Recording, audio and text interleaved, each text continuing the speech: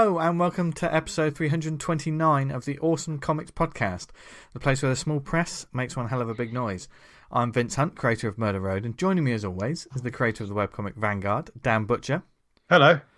He's our very own luck charm, Mr. Tony Esmond. Bad luck. Well, yes, it was an important distinction. I did not say what kind of luck it was.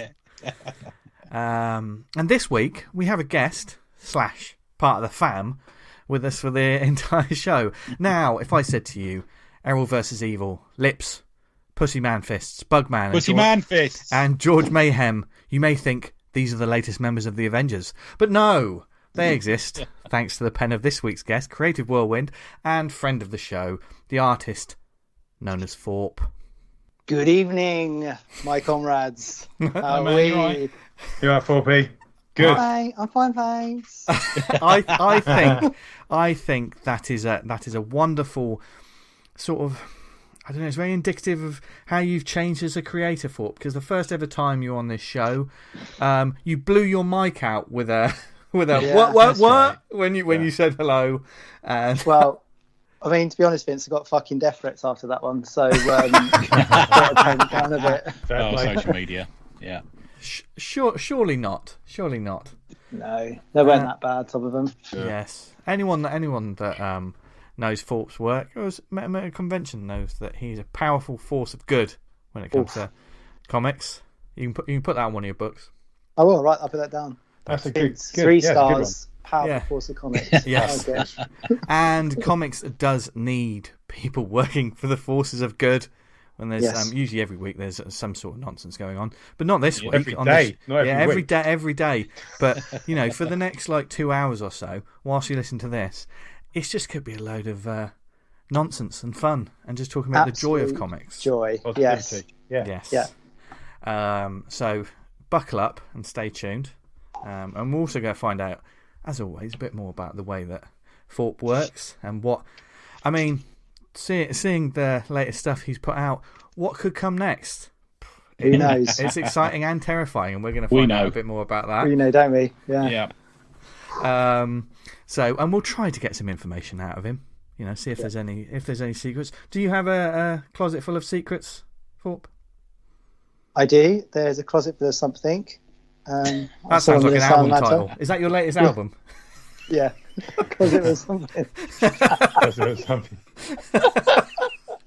That's George Michael's last album, wasn't it? May rest in peace. Christmas ain't been the same since. Anyway, you know what's the same every week though?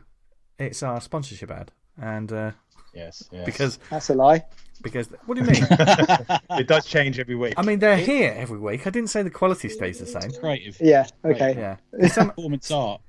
Because we need to figure out some way to sort of segue into mention our sponsor Comic House. And sometimes we just sort of, we say they're an indie comic marketplace with a difference and there's a huge selection of titles on the database, that kind of stuff. Yeah. For instance, sometimes if you publish, you can put your books on there as well and start selling them straight away. We say that sort of thing. Sometimes, what else do we do, Dan? We mention there's a features section on the site. Some of the stuff. Yeah. Yeah. And then sometimes, Dan, you'll chirp in and what have they got on there at the moment? We've got The Misadventures of Adam West, Volume 2, Issue 5, Pumpernickel, Issue 1, Watching, an original graphic novel from Marcosia. We've got extra shitty stories, which I've read and is lots of fun. Got some more Adam West, Jason and the Argonauts, Broke Down 4 Dead Bodies. I don't think I've read any of that series. Have you guys seen any of that? The Broke Down and 4 Dead Bodies? No, but I love that sort of title. There's lots of sort of titles like that at the moment of comics. Isn't there really? The longer crime titles, books. the long titles. Yeah. Remember the title I came up with, my long title for a comic? What was it? I dragged my big balls across this accursed earth.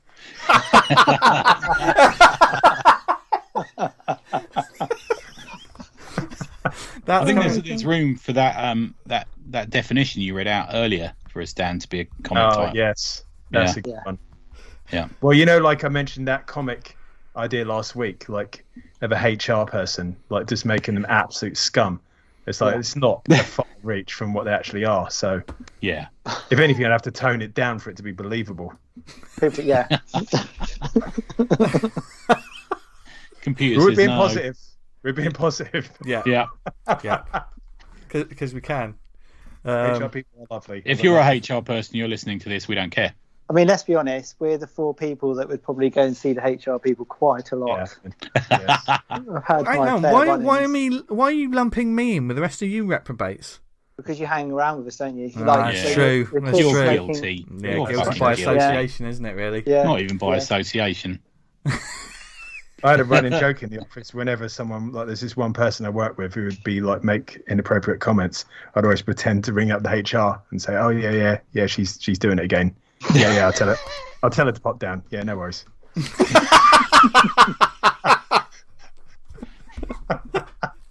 Oh, brilliant. Oh dear. Anyway, if you I've go to never had any comichouse.com, you can find out more. Like, because they won't tell on us, they won't tell HR on us because they support the show and we love them. Yeah, punk AF. They are indeed, and they have a digital app that's only £3 a month. Subscription service, much like Netflix, and everything is a subscription service now. Yep. Apart from this show, because it's free every week, every Monday. 2 hours of comics just pumped into your face. And you've been Probably doing you've it for got- how many years has it been now? It's Feels like almost forever. 6.5, isn't it? Fuck Is me, it? yeah. Yeah. Have you got some titles on Comic House? Me? Yes. Yeah, I think Erol's on there. Excellent.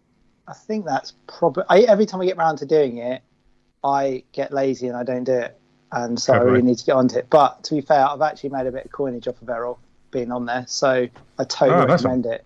Not like mega bucks, maybe a $5 or something, I don't know. But I mean, That $5 is like 5 times more than Comixology. Yeah, well, there we go. There we go.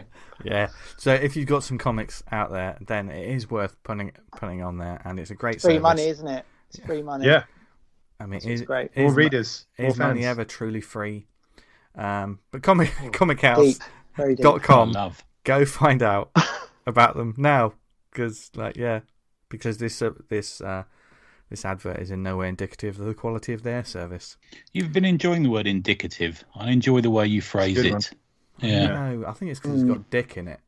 That's the reason we like it. Yep. Anyway, this week's show has a little bit of a nervous laugh, Daryl. Don't worry, we'll look after you. We're not in the I same did- room as you, don't worry. Yeah. I'm just so used to this now, working with Tony. It's just brilliant. Yes, This is my day. of My course, day. and we will get into that. And do you know what we're going, Dan? We're going to have to say that Tony's not allowed to. When Daryl's giving his honest opinion of what it's like working with Tony, we'll have to mute him, won't we? I'm going to turn my camera on and just stare at him. This is.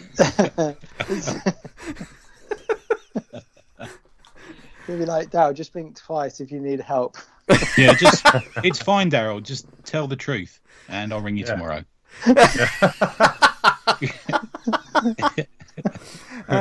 Yes, always find a good collaborator, folks. It's really important when you make It's comics. really important. To be fair, he's a cracking collaborator, even though his wife doesn't approve me.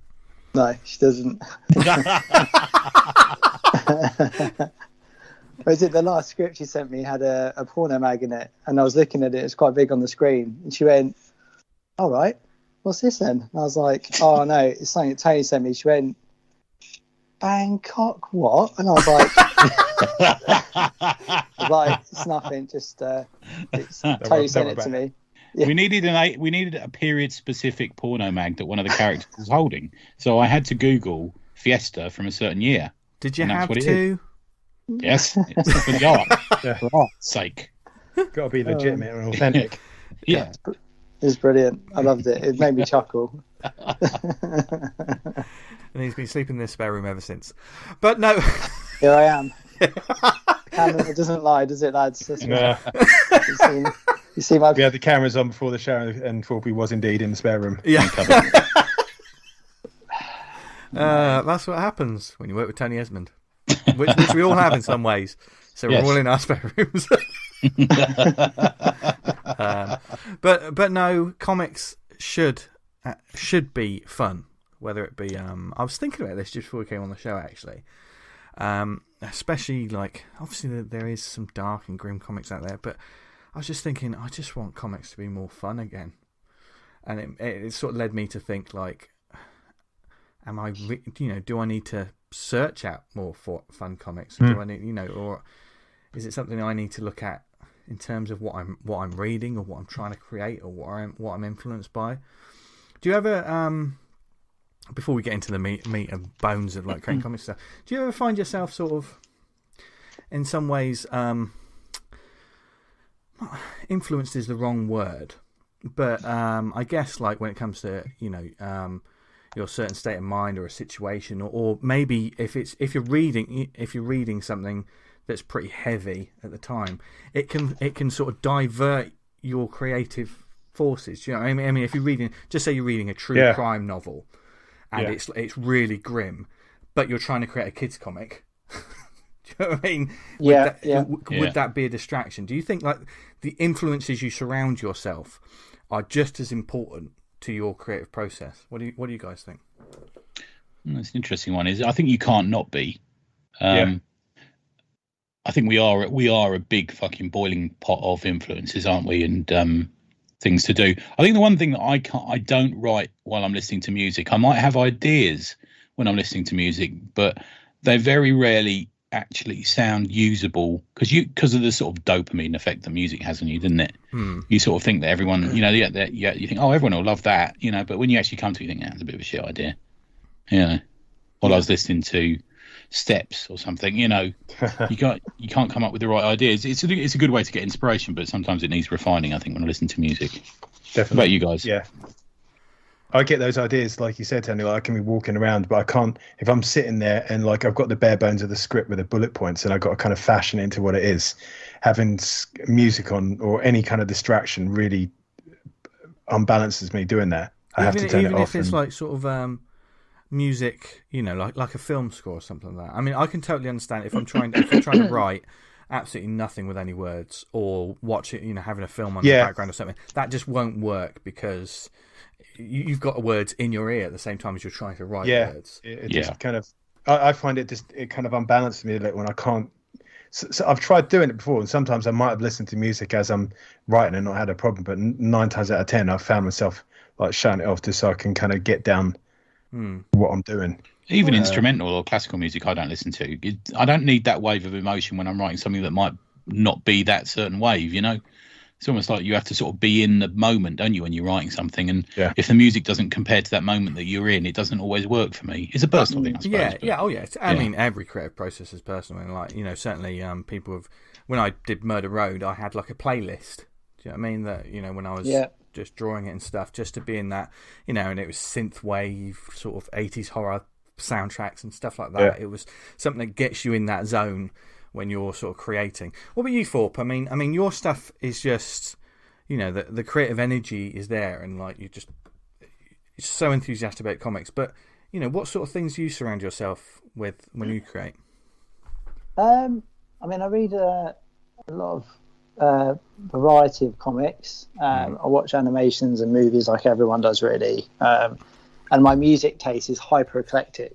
So, like for example, when I was doing George Mayhem with Tony, I was listening to a lot of like metal and kind of real heavy, aggressive kind of music. And then when it was kind of like the love scenes or not love, but when he was kind of romancing about stuff, I was listening to kind of like 80s ballads because I thought it was quite funny. So I feel like you have to get your head into it. There are times when, to get energy down, you just want to have that kind of like kind of stuff going on, rather than, kind of a ploppy sound kind of track going on again. I mean, outside of writing, do you find that you listen to different stuff when you're, for example, laying the pencils down or doing the layouts, or it's easy? I suppose I'm guessing as an artist, it's easier to listen to music when you're inking, is it? I suppose. Yeah, I mean, you've seen my pencils are well fast. So when I'm doing pencils, if it's a script that you sent me, I will usually scan it for I've got to get 5 panels on a page, and then just quickly hack it down, because I feel like because I've kind of read. So what I do is I basically read the 5 panels like a couple of times, and be like, okay, he does this, they do this, then this happens and that happens. They do this happens, that happens, and just get that cycle in my brain, like almost like a kind of like a beat of a drum. I'm going, this happened, that happened, that happened, that happened, that happened, and then I go to the page, and I literally like look at the page and like right, pencil, bam, bam, bam, bam, bam, bam, and then I go back across the panels again, and do that a couple of times with the pencils, and I'm kind of done. And then when it comes to like inking, that's when I kind of start to kind of style out. Really, that's when the music and everything, because I'm focusing on it, and like that's where you'll get the kind of what emotions on that person's face. Are they angry? Are they chilled? Are they pissed? Are they whatever? Do you know what I mean? I mean, Bugman, that was a trip. That one, Jesus Christ! When I finished that, I was like, oh god, oh god. I'm guessing that's one that you didn't show Mrs. Forpe much of. No, I did. She kind of sees everything, and I didn't. She did.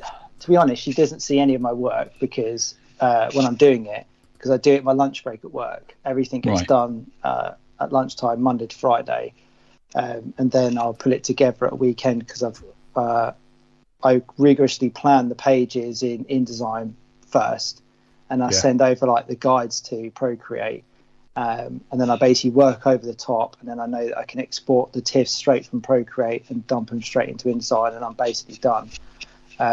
But then once everything's kind of collated together and I've printed it, so she can't stop me, I then show her the books, and usually she's like, why is it saying that? Why are you doing that? Really? Okay. Yeah, like I remember when Pussy Manfis drops a C-bomb. I won't say it, Vince, don't worry. And she went, why? What? But I was like, it's pure emotion, Kerry. So I was like, it's just... He's so annoyed because he's starving. He's like on the edge. He's on the brink. He's got nothing left to say. That is it. That's where he is at that moment. She's like, okay. And I remember, was it Sarah Harris? Was like, I got her, and then a few other people messaged me and said, oh, do it as a T-shirt. Like, do it as a print on a T-shirt. That'd be amazing. I was like, yeah, that's an amazing idea. My wife was like, don't be that guy. She's like, that would be your career move. She's like, you'll sell like 1,000 or a couple of thousand of those bloody T-shirts, and you'll be the C-bomb T-shirt guy. And I was like, yeah, that's probably right. Yeah, it's an important. I don't want to be that guy. Yeah, and also I think sometimes that speaks to, sometimes the wisdom of advice. There's enthusiasm and there's wisdom, and the two don't always say the same thing. No. For instance, like the enthusiasm would sort of say, yes, this T-shirt's amazing, and certainly if you've seen the panel we're talking about, it is amazing. But she's absolutely right. Like you say that, do you want to be known for the T-shirt, or do you want to be known for the comic that led to the T-shirt, that sort of thing? Yeah, exactly that. Yeah. So if anyone wants to bootleg it, go for it. Yeah, there's a panel in Flesh and Ink that's a woman shouting, "Let's kill all men and demons." And I was saying to Falpy the day we should put that on a T-shirt. Yeah, it'd be good to So it'll probably no in tribute press. It'll probably be available next week. Yeah. And on a pair of pants as well. Still hoodies available. Yeah, that's right. Yeah. But speaking of like George Mayhem, though, it was. I mean, as soon as I heard that you were sort of working with Tony, I thought, apart from like, yes, Forpe's a ledge, and he's one of our faves. No, but there was also.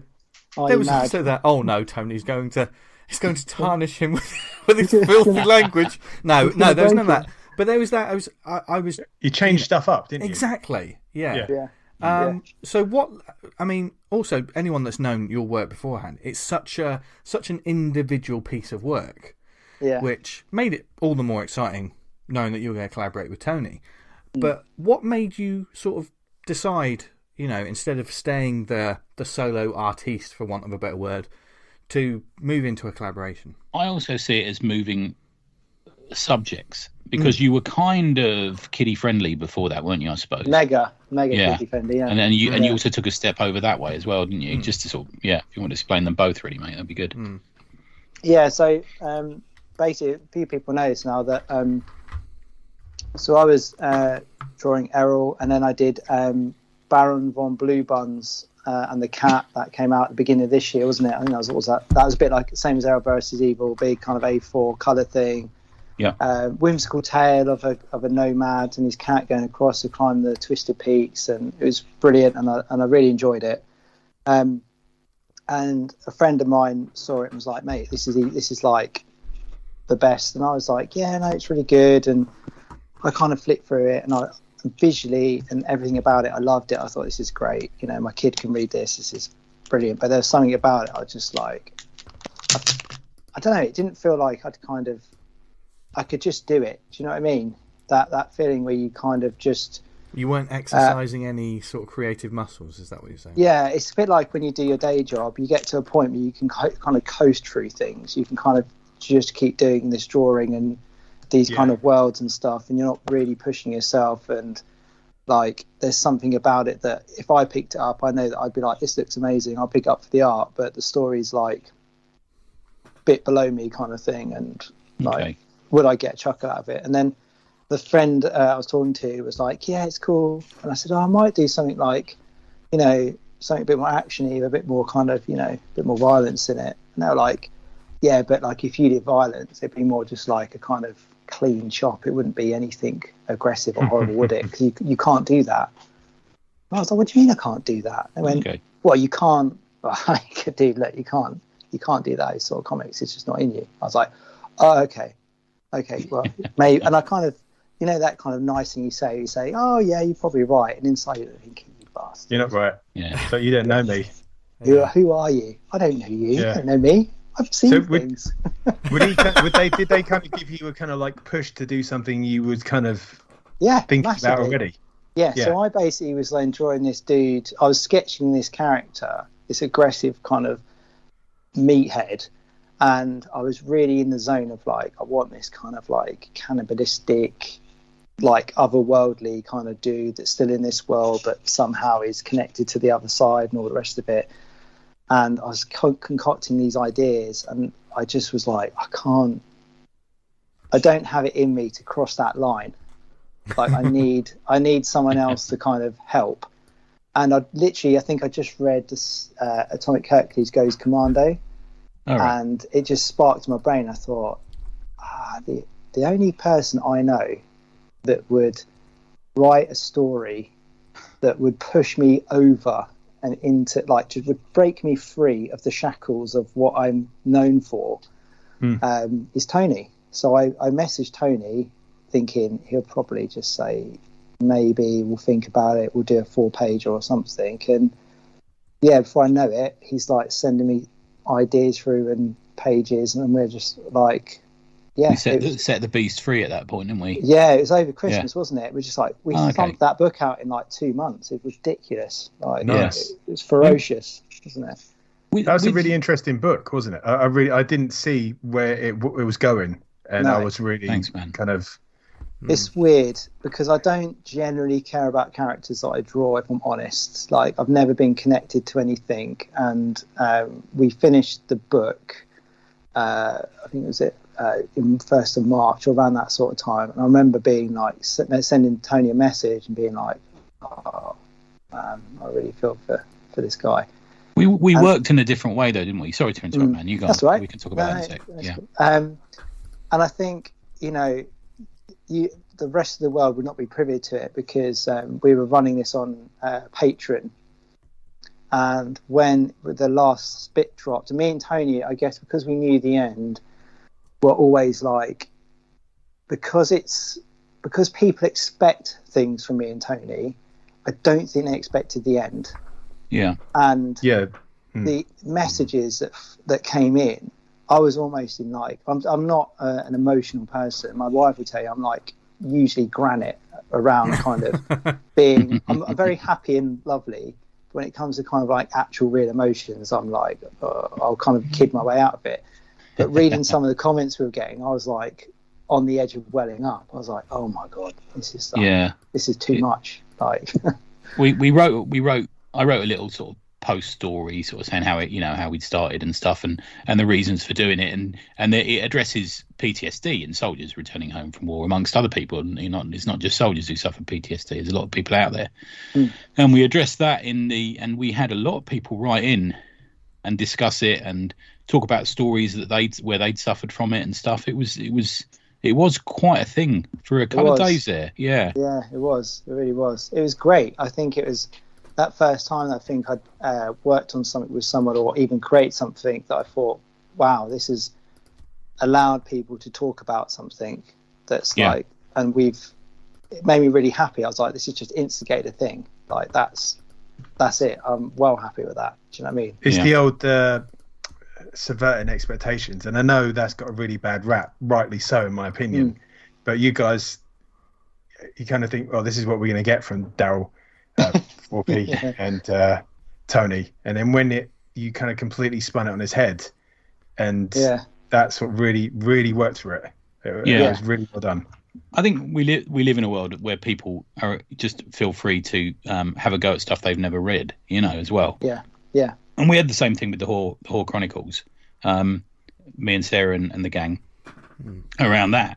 And that's not what you think it is, just going in from the cover or going in from the title. It's something more. And this did the same thing. And what we did is I wrote it in a slightly different way, because I was totally happy that, compared to some collaborators over the years, I've worked with some sort of people in the first time and stuff. It was the first time we'd worked together. By this time, I was completely happy that Daryl knew what he was doing. But I wanted to see where he took the story. Do you see what I mean? So I actually wrote it almost in thirds, wasn't it, Daryl? I think that's right. Yeah. And we sort of, and we're doing the same thing at the moment. He's got everything apart from kind of what I suppose would be called the last act at the moment, or the new thing we're doing. And because we discuss things, and I come up with these ideas, and I say to Daryl, "Oh, I'm thinking of this. What do you think?" And I can always tell by his voice as to whether he thinks it's going to be impactful or good, or something he can draw quite easily. And that's what we did with George Mayhem. So there's 2 points in it. There's a midpoint in the middle of the story where something happens, which we kind of held our breath on to see if people really dug. And it's emphasis, and that panel where something happens, I won't ruin it for anyone who hasn't read it, but that panel is emphasized by literally the movement of an arm that Daryl did, and it just it changed up the whole thing, which is just really strong. And then the last page, sorry man, go on. Would you have changed it if the reactions were different? So if you say, when we try this, and you like did only from Daryl. No, the reactions. It was completely done by the time we stuck it on Patreon. Gotcha. But but they were just in the storytelling beats and the ability and the emotions of Daryl in relation to it. It's genuinely that a storytelling collaboration, as it should be, and the way it comes across is something that we examined as we went along. I always had the start, middle, and finish, kind of worked out. Yeah. But it's good to do that, and we've kind of got in our heads where the new one's going, but we just added an extra panel, didn't we, in the conversation we had on the phone? The new one that we're working on. I think I did I did a few pages I sent you in the week, didn't I? And they're taking a lot longer because we're putting a lot more detail in. Yeah. And I think every time I sent it to Tony, I was like, "Fucking hell, Tony! I think this is it. I don't think I can do a better page than this one." And then the next, I'm like, "Fucking hell, Tony! I don't think I can do a better page than this one." Yeah, I've just sent the boys a couple of pages actually, so they can have a look at. But seeing some of the stuff you've been putting out there, it's definitely like kind of you're pushing yourself on. And massively. As artists, we've all got to do that, and creators, you've got to keep pushing your craft. Yeah. So at the beginning of the year, so obviously we'd finished George. That was in March. And I was chatting with Tony, and I said to Tony, I was like, I'm just going to do comics now. And Tony's like, classic, like, oh, amazing. It's like, yeah. I said, because what I found is that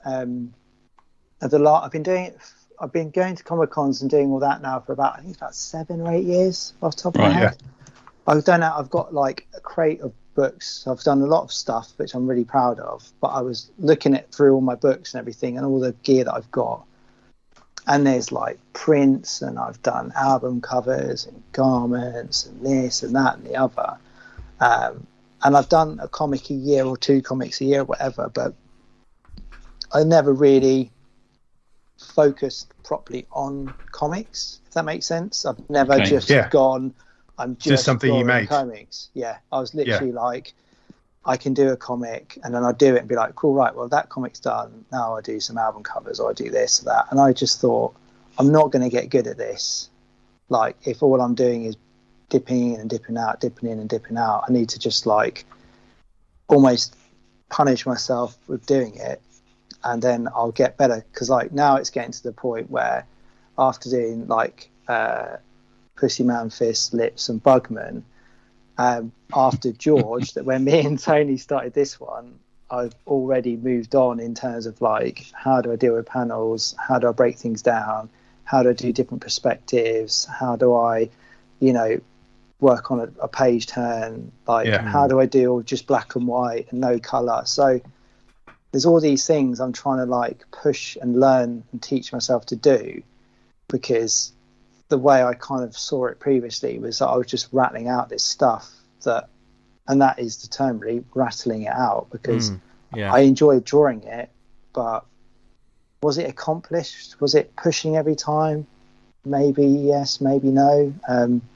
I feel like people were enjoying what I was doing, and I would draw stuff because I would go thinking about my convention table. I need an art book, I need a sketchbook, I need a new comic. That's an interesting point to mention as well, because there is the pressure of the convention table, isn't there? There's a pressure of I don't have anything for this convention that's coming up. I have to create something. And it's got to sell as well. Yeah, it's got to sell, and that can lead to some wonderful things. It can also, if you create something but your heart's not in it, you're doing it just for your convention table. I think that comes across as well sometimes. Doesn't it? Yeah, definitely. We also do the thing of like, well, I've got these items here and they're over 10, 15 pounds. I don't have anything for the lower range, and then think, is that a flawed way of thinking, because you're creating something just for that price range? There was you guys did the convention episodes a few shows back, and there was a comment in there by the guest which was about making comic conventions for families and kids and stuff, and I remember Tony saying something along the lines of, should it be for comic fans? Are we losing our way? Blah blah blah. And one of the bits in it was that we should have comics for kids and families that are buying at the show. Like from Meanwhile, there's lots of families. I'm not 100. I don't think that's true personally. I think that I say that because I'm a parent, and my books are about the kids. The child-friendly books are full of colour, nice and big, and I did that specifically for kids. A parent goes around a show, if every table's got an £8 book on it, they're not going to buy that much because it's bloody expensive. They go to the Everton's table, drop 50 quid, and then that's it, done. Do you know what I mean? Yeah. And I'm cool with that, but then you're kind of left with the older crowd or the kind of comics fan, and then you're like, fuck, I haven't got anything for these guys. I've kind of focused my attention on trying to hook kids and family people in and try and be family friendly all the time. And it's interesting that we're now, because the convention seasons are back upon us, isn't it? I mean, before COVID hit, convention season seemingly was the whole year, wasn't it? There were so many conventions. We were sort of talking about them almost every week. But we have had that period where we haven't had any. So creating books is a different monster to me. I was reading something by Seth the other day who says you should make art for yourself, and almost like saying art for art's sake. And I think if you've got it in your head about selling it, I kind of think, for us anyway, maybe not for the big companies, I kind of think it's almost the wrong motivation sometimes. Creating something that's original and fresh and interesting and dynamic and beautiful and scary, or whatever it's going to be, thought-provoking, is maybe my first intuition. And then it'll be like, well, what cover looks good? What will show up on the table? Then it moves over a little bit into that. But I think if we stick to art for art's sake to start with and play with that creative process, like I've been lucky enough to do with Daryl, I find that more makes me happier, I suppose, as a creator, maybe more satisfying. I agree. I think I absolutely fucking love making comics. I love the convention. I love going around. I love the buzz. I love every single thing about it. I wouldn't be doing it for 7 years if I thought it was rubbish. Yeah. And it is great fun. I think like kind of what Vince and that were touched on a minute ago, 100%. When you're making when I used to make comics before, you would write things and be like, you'd maybe put a swear word in there or something in there, and your brain would be going, do I put that in there because I need to sell this at the show? Yeah. Or do I hold back on that? And then those words and those kind of actions really affect the tone of voice of that book. It can make something that's quite in your face and edgy and exciting not, if you cut all that stuff out of it. Maybe water it down a little bit. Yeah. Do you know what I mean? It loses its edge, I think, sometimes. If that's it may be just in your own head sometimes, and I know it just in your own head sometimes is enough for it to affect your attitude, and I did it with the Hall Chronicles. The amount of people who told me not to call it that, but I have this sort of straight vision is that's what I wanted to call it. Yeah. But yeah, it worked out, I think, for me in the end from a creative point of view, not usually from a sales point of view. But yeah, there's something that I always say. If anyone's got a catchphrase that they've used always, or a word of wisdom throughout their life, the only one that I've got is and it normally I say it when it comes to like people's sense of humour or their comedy, things like that. And but I think it applies to lots of things, especially the comics. It's know your audience, and I think like. If you know exactly what you're aiming for, then do it. Don't hold back. Don't think, is this gonna, this is gonna appeal to these people, but will it appeal to those other people? That's watering down, the purity of like, if you want to do a balls to the wall fucking exploitation 70s grindhouse comic. That's going to appeal to that audience. I mean, the Hellbound Media guys, you see their table. There's loads of different types of horror comics on there, and there's something they know exactly what they're aiming for. Something like Slaughterhouse Farm is very different from Mandy the Monster Hunter. Well, if you try and make something for everyone, you're literally making it for no one. Yeah. You can't make everyone isn't a person. You can't. Just to try and hit the broadest demographic possible, you're going to likely produce something really anodyne. And just says nothing. And I think sorry, Dal. I think you want. Obviously, we're saying like create what you want to create because that's the important thing. But we're also, I think comics also are. They can be a very personal thing. They can also be a connection. For instance, if you want to create this sort of comic, there's someone in the world that probably wants to read that sort of comic you were creating. Yeah. And as soon as someone picks out the comic and goes, I used to love this stuff, I love this kind of stuff, immediately there's the icebreaker, isn't there? There's that. I think even the important thing is always make it for yourself, but don't be ashamed to have an audience, I don't think. Well, let me put this question out there. If you made the best comic you've ever made, you're the most proud of it, you think it works the best, and nobody bought it, even though you had it on, say, 5 convention tables, would that affect your opinion of it? Yes. No. Well, there are 2 differences there. So let's start with V. Why would it affect your opinion? And I think it's purely down to self-confidence. That's what that would. That would be massive. Because if you, it's such blood, sweat, and tears, and you just pour your heart into these books and into these comics, and I think we've all created stuff that you look at it, and it, sometimes it's a comic, sometimes it's just one piece of artwork, and you think, I'm so proud of this, and when people see it on the table, they're going to see what I see in it, and then when they walk past and don't even look at it, you just think, am I looking in the... Is there something wrong with the way, you do... Yeah. You start to doubt. Do you maybe doubt yourself? Is totally, that, totally. Yeah, I think that's what it is. I mean, we got a whole fucking weekend about that. Yeah. Yeah. What about you, D? What about you, D? You said.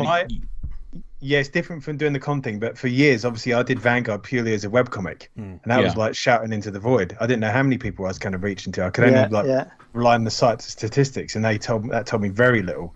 And I was still fucking punching the pages, like 2 pages a week, just banging it out for years and years and years. And I would have carried on just doing it for years and years and years. But like, I don't know if I was getting readers saying, I really like this, but it's like, well, I might have only been making this for 3 people. It's like, well, if those 3 people are enjoying it, I'm still going to fucking keep making it. Yeah. I mean, and that's fantastic. And that's why Vanguard is still one of the best webcomics out there. And you should all be reading it. Thank you. But because you were exclusively webcomic, and I know you can get the printed copies now. You'll be able to get print copies at Thought Bubble this year. Available at Thought Bubble. Available at Thought Bubble. But if you were, just say you weren't the webcomic and you were exclusively print comics or, just a digital and stuff, do you think that might have affected I tell you what, when you're doing print copies, you're fucking putting skin in the game. Do you know what I mean? Yeah. Yeah, when I'm doing the webcomic, I'm burning up my time, but there's no kind of loss, as it were. It's interesting though, Dan, because you've always done your books as like fucking books, haven't you? Like you haven't gone in like you could have actually like had the whole of Vanguard done in like chapters, and then had like £2, £2, £2, £2, £2, £2. But you're like, nah, it's 20 quid, mate. This is the box, yeah. Oh yeah, they're people killers, aren't they? Your books, you could fucking we do need the big hardcover slipcase essentially at some point, don't we? Yeah. It's the coming down to getting the stuff printed through Mix'em. When I first got the book 1 done, like I had to charge £20 to like virtually make nothing on it because of the printing costs. I remember. Now going through Mix'em, I can get it done like I'm selling it like £14 and have money going into my pocket from the sale. Yeah. So it's kind of like you got to choose the printer you're going with, to kind of get what you want out of it. In regards to that answer, can I give a middle of the road one? Is that sometimes I think maybe it's because I'm old and grumpy and hate everyone, but sometimes I feel, have you seen the people out there? They wouldn't understand this. Wouldn't almost have that sort of antagonistic, if nobody's buying it, well, fuck them, they're all idiots. But then sometimes in the cold, in at 2 a.m. in the morning, I'm thinking, why is no one liking this? You sometimes do think, occasionally you give in to that self-doubt, don't you? Well, it's a little bit of both for me. I think so. I think of myself, so when I started doing the kind of more underground stuff with Tony, and then the kind of mini comics that I started doing, the start of doing that, I remember having this kind of not down moment, but this kind of like contemplative week where I was like, what am I doing? Like, what do I want to do? Right. What did I like about comics? And I remember like the old shows I used to go to where it felt like really DIY, proper punky, underground, on the fringe. And I love that. I'm the person that I'll find something that I love, and then as soon as it becomes mainstream, I drop it like shit because I'm like, no, that's not me anymore. It's mainstream. I'm out. Yeah. Like, it's not cool anymore. And that's how I kind of felt about my comics. I was like, it's going a bit too mainstream and this is bad. And I then thought to myself, I was like, I like to be in punk. I was like, I need to be more punk. I need to be more. I like metal. I like punk. I like underground things. I like things that annoy people that I like. I like things that people don't like, but I like them. I love that because then I feel like I'm edgy. I know it sounds ridiculous. Yeah. But when I'm at a convention and I see people, like the Meanwhile was the first one where I had my alternative books there, and there were people come in and look in and open it and then walking away, and I didn't give a shit because I was like, you're not punk. Like they'd come to the table and I'm like, you're not going to get this. And then people would come up and I'd see what T-shirt they're wearing, or there'd be something about them. And like the graph guys would come up and they'd pick it up, nod, and then buy a copy. And I'm like, yeah, it's found the right place. Like, okay, you're my guy. But then my worry was like, there's only 5 people like this at this show. we did have a few panics, didn't we? We had kids across the table and we had a bit of a panic on. Yeah. Me and Falfie were like literally like lunging across the table, like no. Don't open that. No, please. We did have one bloke come over and go, Hercules, have you got the license for that? And I went, it's a fucking Greek god, you bellend. Yeah. Some people just don't understand that, do they? No. There's absolutely loads of Hercules in comics. Yeah. Like you can have loads of Thor as long as he doesn't like have the Uru I love mallet. that. And, I love that people think that Thor came from fucking Marvel. It's ridiculous, Marvel comics, isn't it? And like Loki, it's like, he was a great character, wasn't he? Like, well, he was actually conjured up about thousands of years ago. So. Yeah. You've got Satan in this comic. Yeah. I spell a comics call it lawsuit. the Magia, not the Mafia. Yeah. I think the only one you haven't mentioned, Daryl, is the Hank we did for the DUI. So That was a bit of fun. So the duck fucking incident we had. Fuck a duck. Sarah actually sent me a message saying that she blushed at the end of it. Oh, really? Yeah. Ah. When he's sliding her knickers down. Oh, brilliant. Not Sarah's knickers, incidentally. No, yeah. sorry, Sarah. Not Sarah's knickers. He has got a sex wig though here. That's the rumour. I was on an American podcast with Pete Dory the other day on Shah's podcast, and even Pete mentioned a sex wig on that one. She's oh god, I'm gonna get abused tomorrow. Yeah. Love you, Sarah. Rightfully so. Yeah. So obviously, now that you've switched directions in your comic making, has it been a real sort of revitalization of your enthusiasm for just the medium itself? Yeah, it's been beautiful. I've loved it. It's like reignited my kind of enthusiasm and purpose again. Because I've got loads of books like more adult material, and like everyone really, like, you know, I was thinking about this because Tony sent over a few kind of ideas of the discussion points tonight, and I was sat there and I was thinking, you know, when I was growing up, like younger, we used to watch like South Park and those sort of I can't remember what fucking channel it was on. Comedy Central, wasn't it? Yeah. Robot Chicken, things like that, Archer, and they're childish, aren't they? Like the creators are big kids, and I was like, I'm a big kid, like a massive man child. So why can't things be adult but still completely ridiculously stupid? Yeah. And I think it's like letting go of that and just having, like, I'm actually having fun doing it, and I'm not thinking about sales, I'm not thinking where it's going to go or anything at all. I'm just thinking, let's make a good comic that I can send to my friends and they just laugh about, really. I think there's precedence in the comics world as well. I mean, we've always seen that element, you know, since the birth of the underground, you know, with Crumb and everyone from that point, Joe Matt and all these sort of guys, Pete Bag, and we've always seen that. And I mean, something I know that Forpe's involved in is the rise of that again. So we're seeing, from jumping out of kayfabe, we're seeing the Gutter Boys, we're seeing Strangers, we're seeing Bubbles, we're seeing all these sort of things. And I know you're on the, as I'm on it as well. We're both on the Discord for the Gutter Boys, aren't we? Yeah, I'm in the new anthology for Halloween as well. Oh yeah, good. Brilliant. Yeah, got a couple of pages on that. So nice, man. Forpe's overseas.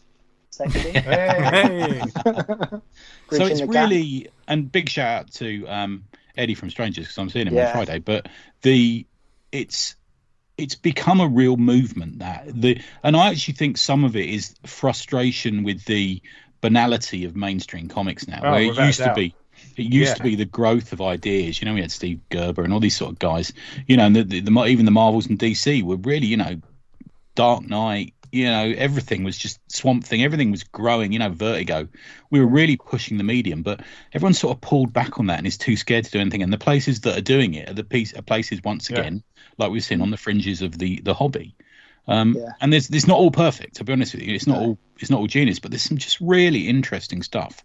I think you want to read, like, for me, I want to read something that makes me laugh and bring something to my day. It doesn't have to be amazing. I just want to have a cheap laugh, or like a scary story that actually makes me scared. Or, you know, if someone's going to do a diary comic, like Tony recommended Minimum Wage by Bob Fingerman, which is insanely good. Yeah. But it's things like that where you read it and you just think that someone's put something into that's just genuine. Really, like they've genuinely wanted to create that, not seen a gap in the market. Sort of like, earnest, like a creator earnestly trying to tell something or do something interesting, imaginative, or trying to pass a message along, and stumble, not quite get it quite right, rather than get product that feels like it's gone through a committee process, or it has to tick boxes, or it runs past an edit say, we can't do this and this because that won't fly. I was like, well, the strength for a small press and independent is you can do whatever the fuck you want. And I mean, you gotta hand it to Fantagraphics at the moment. The stuff they're putting out is fucking nuts. I mean, Red Room and Crisis Zone, and what's that one you had, Tony, with the talking knickers? What's that one? Crash Site. Yeah. Like, I mean, Fantagraphics and to a lesser extent Drawn and Quarterly for me really have been the leaders for quite a few years now. They're the companies, and maybe Top Shelf third. They're the companies that I'd want to be published by. You know. Yeah. And I think what's been really cool as well is like Gosh in London. I don't frequent there very much. I buy mainly online, but they even seem to get some pretty obscure things in, and so does what they called Family Store. No, the Brighton one. Yeah. So from that, I got, what was it? Birth of the Bat, wasn't it? I bought. Fucking hell, man! Talk about. I won't even describe it, Vince, because you'll just cut me off. I think it's that hardcore. I read it and I sent Tony a message like, "You've got to buy this." I can't unseen what I've seen. It's that bad, but it's equally brilliant. Like, fair play. I tell you what we're seeing a lot as well is we are seeing a crossover with the more crazier fringes of manga as well. I think you know, the underground creators who are coming up, they are educated by Crumb and Klaus and Burns and all these people, but they've also got a finger in that crazier manga world as well. Manga's fucking nuts, man. Like, I've got some manga stuff that, like, Chainsaw Man, all this sort of thing at the moment. God. They just seem to be able to get like violence and emotion and speed into things, and I can't. I look at them and I'm like, I'm going to do that, and then I draw it. I'm like, I can't do that. Mate, I'm fucking there all the time. Yeah, you fucking, that's amazing. Then you look at yours and it's like, well, that looks like a fucking mess. I genuinely think we've got to, I think, you know, in not American comics format, but that, you know, we're all followers of that to a certain extent. I think maybe we should be, you know, certainly Marvel and DC should be paying a bit more attention, maybe change up a format here and there, because you could easily have Daredevil beating someone up or fighting with someone in the format of a manga comic, and it would be full of energy, wouldn't it? You know? Yeah. It would. Rooftop sort of parkour fight. Yeah. With that style, it'd be amazing. Yeah. It'd be really cool. So one of the start for the mini comics that I did was off the back. So me and Tony and Adam were on Baboonsville Radio, which is on, you get through Patreon, the Tribute Press Patreon subscription. We were chatting on there, and I was hunting around. I was like, what can I find a bit different, a bit obscure in my collection? Look, I've got Jim Maford's 40-ounce comics. I kind of skimmed it before, but I'd never really, you know, you buy these things, don't you? You kind of skim read some of them and then you stick them down and don't bother. Anyway, I dived in and read the intro and everything. And the intro was the best bit because it kind of said, here's a series of comics that Image have printed. It was back in the day when I used to go around to various comic shops and see my mates, and we'd all make mini comics, staple them together, and then we'd basically trade mini comics of each other at the weekend, along when we're buying like our Big Two stuff. Here's a collection of the mini comics that came out of that era. And I was like, oh my God, that's fucking amazing. Like, imagine having a load of these little printed comics, going to a show and just being like, here you go, mate, I'll have that. I'll trade you for this. Yeah, I'll trade you for that. And my brain was just, I couldn't handle the joy of what that would be like, going to a comic shop and just, you know, Tony coming up to me and being like, well, here's some flesh and ink, what have you got? I've got Pussy Man Fist, I've got lips, they're gone and I'll have lips off you, sort of thing. And I was just like, this is the best thing ever. So I basically drew Pussy Man Fist. Like, I was just like, literally like it. I was like, I've got to do this now. I did that and I sent it out to like loads of people, and every single person got back to me and went, holy fucking Christ, what's this? Good one, man. Yeah, I love that one. This is really good. I didn't think I was going to read this from you. Wow, it's really aggressive. Are you all right? Kind of, you know, just really, really kind of lovely kind of stuff. And they're like, some people are like, do you want some money? I was like, no, it's not about that. I've done this thing. Have a read, enjoy it, man. Spread the love. And then a few people even sent me back some comics that they'd done. And I was like, this is fucking great. I'm getting free comics. Like, you know. So there was something there. I wanted to make something that didn't take long. It's definitely happening, man. I walked around Gosh yesterday with Adam, and we were looking at all the the mini comics and the Where's selfie. my invite? I'm down the road. No, Trouble in Paradise. And that's what it's like, lads, on Tribute Press. Tell you what, come and do a show with us and look after the table. We walk around, but go to Gosh. Yeah, walk around. Yeah. And you left me anyway. Don't give me that. You left me with that fucking maniac. And he was saying, "Oh, this bloke, have you seen this one? I've been chatting to him on Instagram. Have you seen this one? I've been chatting to this bloke on the Gutter Boys Discord and stuff like that. And there's loads of people out there that are making some really. I've got two actually to talk about later, but they're making some really interesting stuff. And I genuinely think this is the moment when we need to concentrate on this stuff sometimes. Yeah. Cool. Read your other comics as I do, but there's a lot going on there that will inspire. I guess this is why I love this podcast, because this is what it's all about, isn't it? It's about bringing these obscure, small facets of the comics thing to the top and letting everyone know about it, because otherwise, like people like me, you make this stuff and maybe a handful of people that see it, but other than that, it kind of just sits there, not really doing much. So what's the score with this Halloween thing you're doing?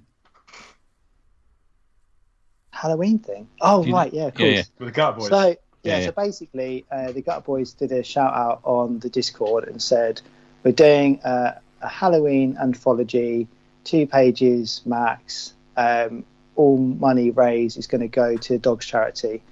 Go to this page, register your interest. We'll have a look and let you in, sort of thing. So I basically did. I was like, I think they did that. Was it July?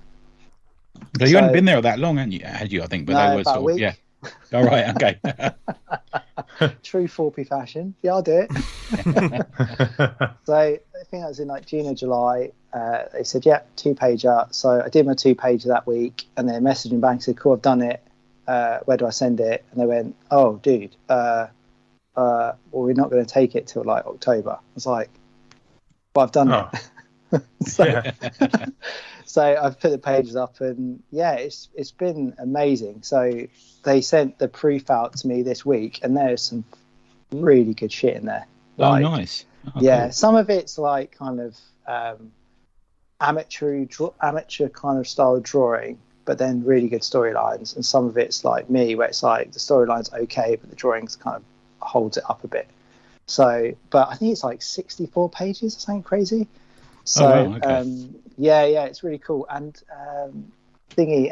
Matt Simmons is on there as well. Oh, nice. He's on. You should hit him up. He's hilarious. He's on there, and he was like, "Oh, Forpe, don't worry. I'll get the copy sent to me, and then I'll send you a copy down." So he's backing it as well. I don't think he's in it, but I think he's backed it. So brilliant. That's cool. Nice. Yeah, it's proper cool, man. Like the Discord. It's not as good as the awesome Slack group, I'll be honest. Like, because, well, the Discord is everything, isn't it, Tony? It's not just comics. It's like there's a Sopranos channel on there, I think. Yeah, exactly. Yeah. There's Sopranos, there's sports, there's trading cards, there's and it's like a hive of energy. Whereas the pod Slack is like comics and comics chat and about creators talking to creators. It's amazing. So I think, but it's all positive, which is awesome. But so I left Twitter August. I was like, fuck social media. I'm done. I'm bored of this shit. I'm going for a bit. So I put a post up just saying I'm out for a bit, but I'll see you soon. And then I came back in September to Instagram because I'd kind of missed it a bit. I was like, oh, I do like Instagram. There's some good shit on there. But I haven't actually gone back to Twitter because I haven't actually A, thought about it, and B, I just missing out. What am I getting? What am I getting from it? I share my work on there, and some people retweet it, but I don't get any sales from it. And then the rest of the time, there just seems like people just shouting on there, and I'm like, I remember logging in and just getting angry at it, and I'm not the person to dive into a conversation because I'm like, I've got nothing positive to say, so. I was always told, you've got nothing nice to say, don't say anything. So on Twitter, I'm usually just quiet. I'm like, there's no point engaging in this. We have like those trending things, and it's literally just to get people wound up and start arguments. And it's just like, mad. Why do we need this platform? especially nowadays. I know. I did piss myself because I came into work. I was doing a job up in up north a few weeks ago. It's when Instagram and Facebook went down. Oh yeah. And I had no idea because I'm not on it that much anymore. Sorry. And I came back and woke up in the morning, and I looked at my phone, and everyone on Instagram had put pictures up. This is my Twitter bio. There's not much going on, but at least it's a safe place where you can find me. I was like, what the fuck is going on? Fuck me. Yeah. I read about it. I was like, really? Like, you're that desperate for Mate, social media that you can't. It's 6 hours, man. Like, fucking. If your life's coming off the rails because you haven't got social media for 6 hours, you need to fucking reconsider. I know. Part of me was thinking, I hope this happens to Twitter soon as well. It did impact us in as much that WhatsApp went down as well, which was like, Yeah. oh fuck. Yeah. Well, the Slack I get got that. busier, didn't it? I think it improved the Slack experience because it got really busy on there. Yeah. Yeah. I just found it amazing though. I was like, people are now panicking that if this goes, where's all my shit? And like, how am I going to survive? And it's like, this is ridiculous. It's a nothing. Yeah, it's a bit like the whole fuel crisis. And a lady at work was like, but Daryl, like, if you can't get fuel for your car, how the hell are you going to get to work? And I was like, bus? I'll walk. Walking really early. I'll use Zoom like I've done for the last year and a half in COVID lockdown. Like, the world's not going to end. Gonna be all right, man. But people are like that. They may not. I think it's been a really hard few years, so I completely understand why people get a bit panicky about these sort of things. And do you think, V, that's like what you want to move away from stuff that's all kind of like down and fucking grim and have like some more uplifting? I think so. Life's fucking hard enough. Do you know what I mean? You walk outside your front door and you just think, what's the point? And then go back in again. Do you know what I mean? Like, and I don't. Sometimes I don't want them. Like, there's so many times I know there's a lot of brilliant films on my watch list that I haven't watched yet because they're grim. And I know these are fantastic films. I know they're probably perfectly executed, and I've heard nothing but good things. I'm just not in the mood to watch that. Yeah, fair enough. Yeah. Sometimes you've got to stick with pornography. That's the only way to But cheer yourself up, I think. At least they have a happy ending. Yeah. Sometimes they only last like a couple of minutes. What? Minutes, stud. It's like, you know, they did that DC fan. They did the DC Fanda, and then they did like the Batman trailer, and I thought that looks really good. But it's like every iteration of Batman, they make it darker, moodier, and more grim and gritty, which you can get away with Batman. But it's like, well, where does this go logically at the end of this? And of course, the hundreds of millions they're churning into The Rock playing The Rock for like the 50th time. Anyway, although that is a nice segue. To my question for this week. Which you haven't shared. It's a secret question. Well, it's not. Well, I did have two, but we kind of covered some of one at the very beginning of the chat. I've got a bonus question after you, Vince. Hello. I didn't know format, Dan. 2 questions. Unbelievable. Going off piste. That's the Forpe effect. Yeah. All crazy now. Okay. Let's hear the question, V. Now, obviously, we don't talk about comics and other media on this show. It's all about comics. However, this question, you get one choice in this. A comic of yours, a creation of yours, is going to be licensed and turned into another form of media. Yes. What would it be? You get one. I'll just go first to start us off, just to get the sort of ball rolling. I would have just the Red Mask from Mars as a side-scrolling video game beat 'em up, much like the Teenage Mutant Ninja Turtles or Double Dragon, Streets of Rage, that kind of thing. That, you know, something that would just be super fun. Now, this also extends to action figures, novels, books. It can be anything. Just that I got one. Something of yours is going to be turned into one other thing. What is it, Tony? I got one. It's going to be Atomic Hercules, the Rock musical. Oh God! Yeah. That works. That unbelievable. I knew this question was going to be good. That is. Oh. You can hear me up the front belting out a few show tunes, can't you? Is it full of original music, or is it one of those using contemporary music? Well, I think maybe there are a couple of ABBA or Steps songs that I think would work in it. Yeah. ABBA or Steps? Yeah. But I think mostly it would just be original. Like, you remember when everyone realised that Clint Eastwood couldn't sing in Paint Your Wagon? I think it'd be similar to that. Yeah. Gotcha. Hedwig and the Angry Inch, but, that sort of mood to it, I'd like to see We Will Rock You in there. That'd be good. Oh, that'd be good, Working on the rock theme, yeah. We could subvert some of the language. I would we will fuck you. Yeah, I would love to see one of the theatres in London have one like a giant statue of Hercules fucking something. Getting noshed off. Oh, I love that. Thank you. Okay. Good question. Next. Who's up next? Who's up next?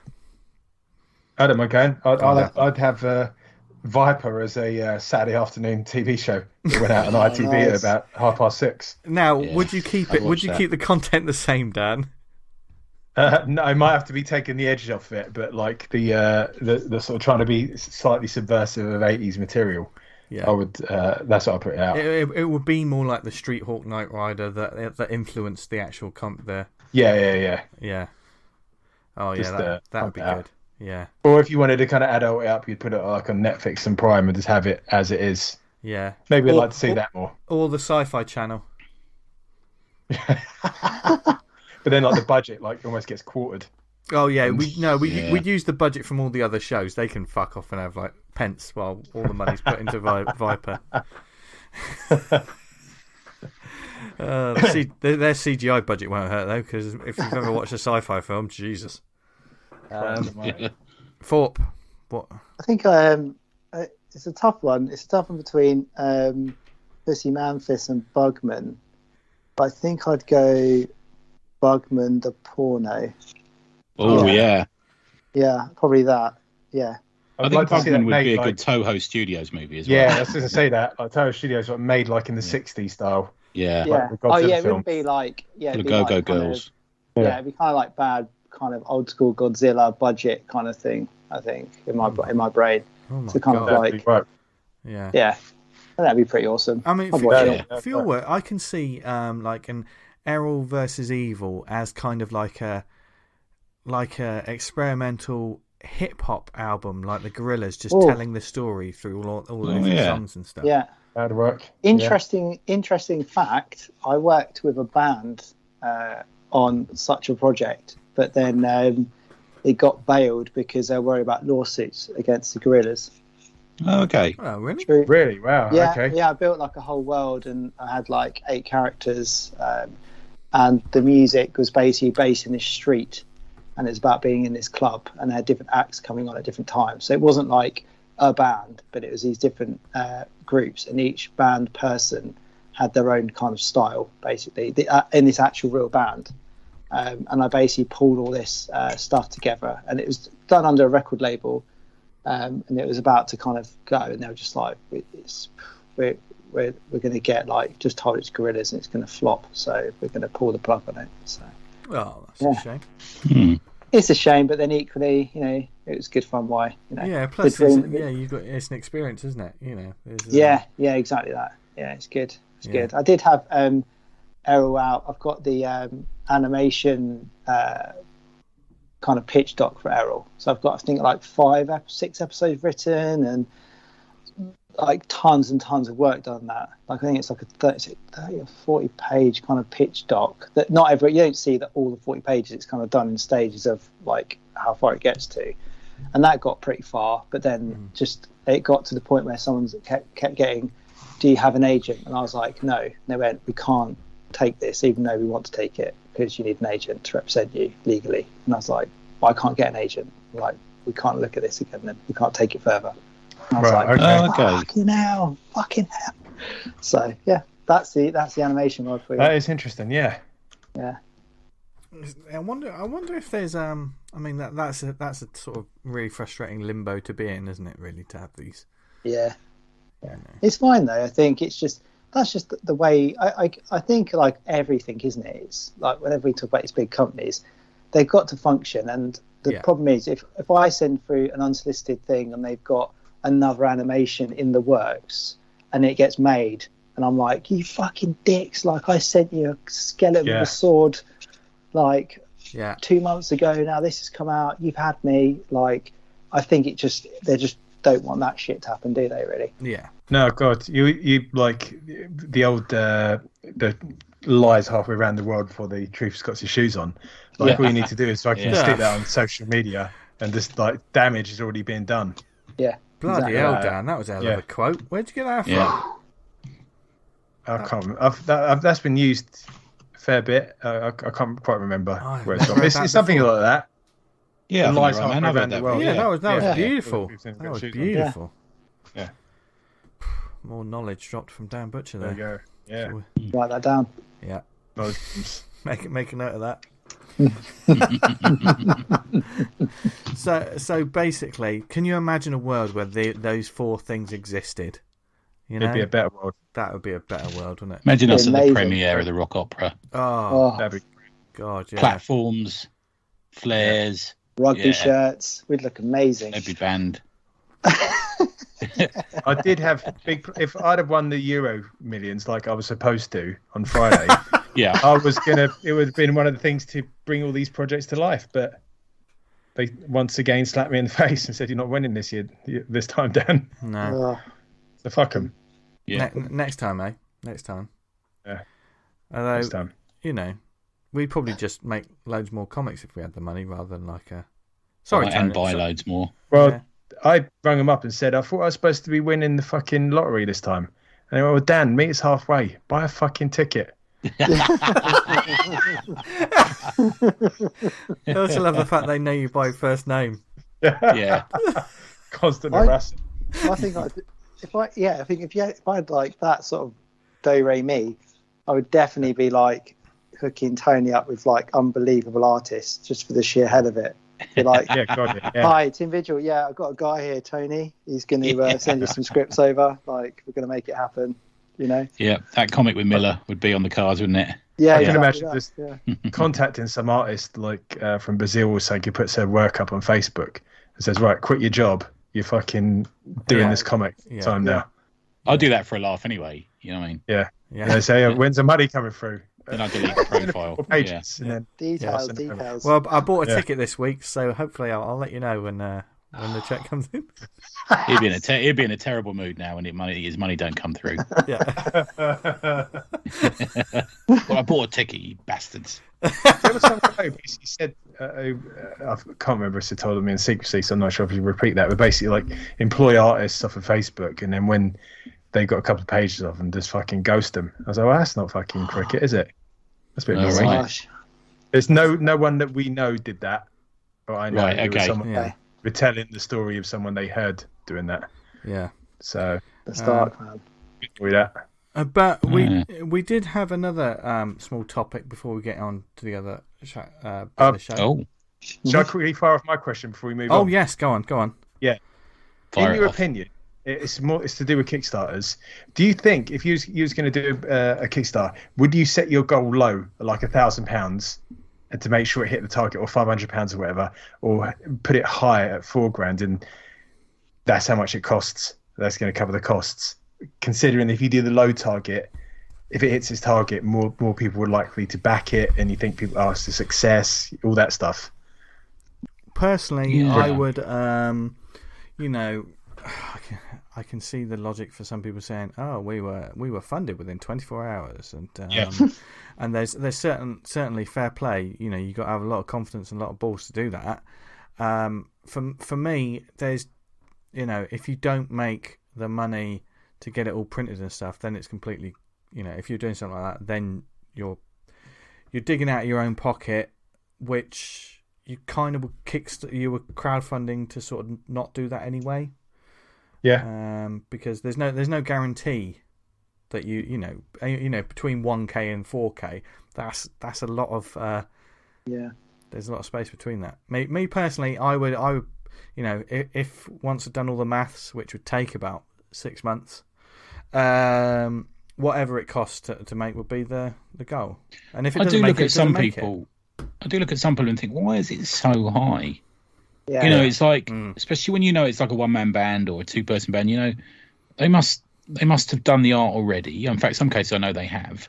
Yeah. I'm like, why have they put it so high? I'm sometimes confused by them. Sometimes I think sometimes it's like they want some people, and I don't have no examples of this, of course, as always, people. But you know, we all want that glossy finish to our print book, or you know, the foil. But that should be a stretch goal. That shouldn't be a shouldn't be like you should get a basic printing because that almost doubles the fucking cost straight away from getting that printed. Yeah, like, stretch goals are a pain in the arse as well, man. I do get. I mean, it's weird actually. Look, one of the issues I have, like when people put glossy shit all over their books, is the book isn't very good. Yeah. Like I'm like, what an amazing, like, you know, bit of printing, and I'm like, it's not really worth it. Like you should have just. And sometimes I think that ruins. So, for example, like my mini comics are stapled and they're just done. They're printed professionally, but they're just done on like standard stock, right? Yeah. Because that's the level of comic it is. You pick it up, you understand what you're picking up, you're buying it for £1.50 or whatever it is, and that's like the level of story that's in it. It's meant to be funny, a quick read, and that's it. Whereas like George Mayhem is like 60 pages, it's a deep story, it's quite, you know, it's got a bit of substance to it, so therefore it needs that packaging to be like, this is a kind of semi-serious. It's almost a graphic novel, isn't it? Not really like that word that much, but I know what you mean. Yeah. Do you know what I mean? I mean, I think, a high total will put me off, definitely. Yeah. So if you're sort of like a one-man band or whatever, and you're asking for 30k to bring a comic book to press, I'm like, well, I want to see that fucking breakdown graphic at the end and what this money's been spent on. Occasionally, sorry, man, go on. Sorry, you could live off that. Yeah, I have to say, I'm a little bit guilty of this, and I haven't done this for probably over a year, where I have pledged to something because it's got a really high total, and I think actually, it probably won't make that. So. Probably won't make that, but then I show good faith by. You know, I've supported it. I've seen people like in the kind of the groups, whatever, think, well, that book ain't making it, but if I back it, it's not going to hit the total. But at least I fucking backed it. Yeah, which is it's a dangerous I'm terrible. game. I'm always saying to you two, aren't I? Yeah, I've guilt backed this now. Yeah. I had to take a bit of a break because finances just constantly getting hammered by Kickstarter. When it starts saying you're a super backer, then you got to think, I've got to rethink this. I think it's interesting, like seeing the difference between projects as well, because, like, you know, as well as us sort of saying, oh yeah, some of these projects have, you know, these high goals, and it doesn't, you know, the work doesn't look as good. There will be other Kickstarter campaigns where someone has got, you know, not like a Peanuts goal. They've got a decent enough goal, reasonable, but the book looks bloody amazing, and you get your money's worth. And then there will be another campaign that's asking for the same thing, but the difference in quality is quite major. So, where's the money? I think going? Was it like you guys have said before as well? Is when you have those. I stopped back in was it Killtopia? I think it was, because they were launching it anyway as a book on Amazon. So I remember going on Amazon when I did Killtopia 2, and it was like pre-order now for like £10.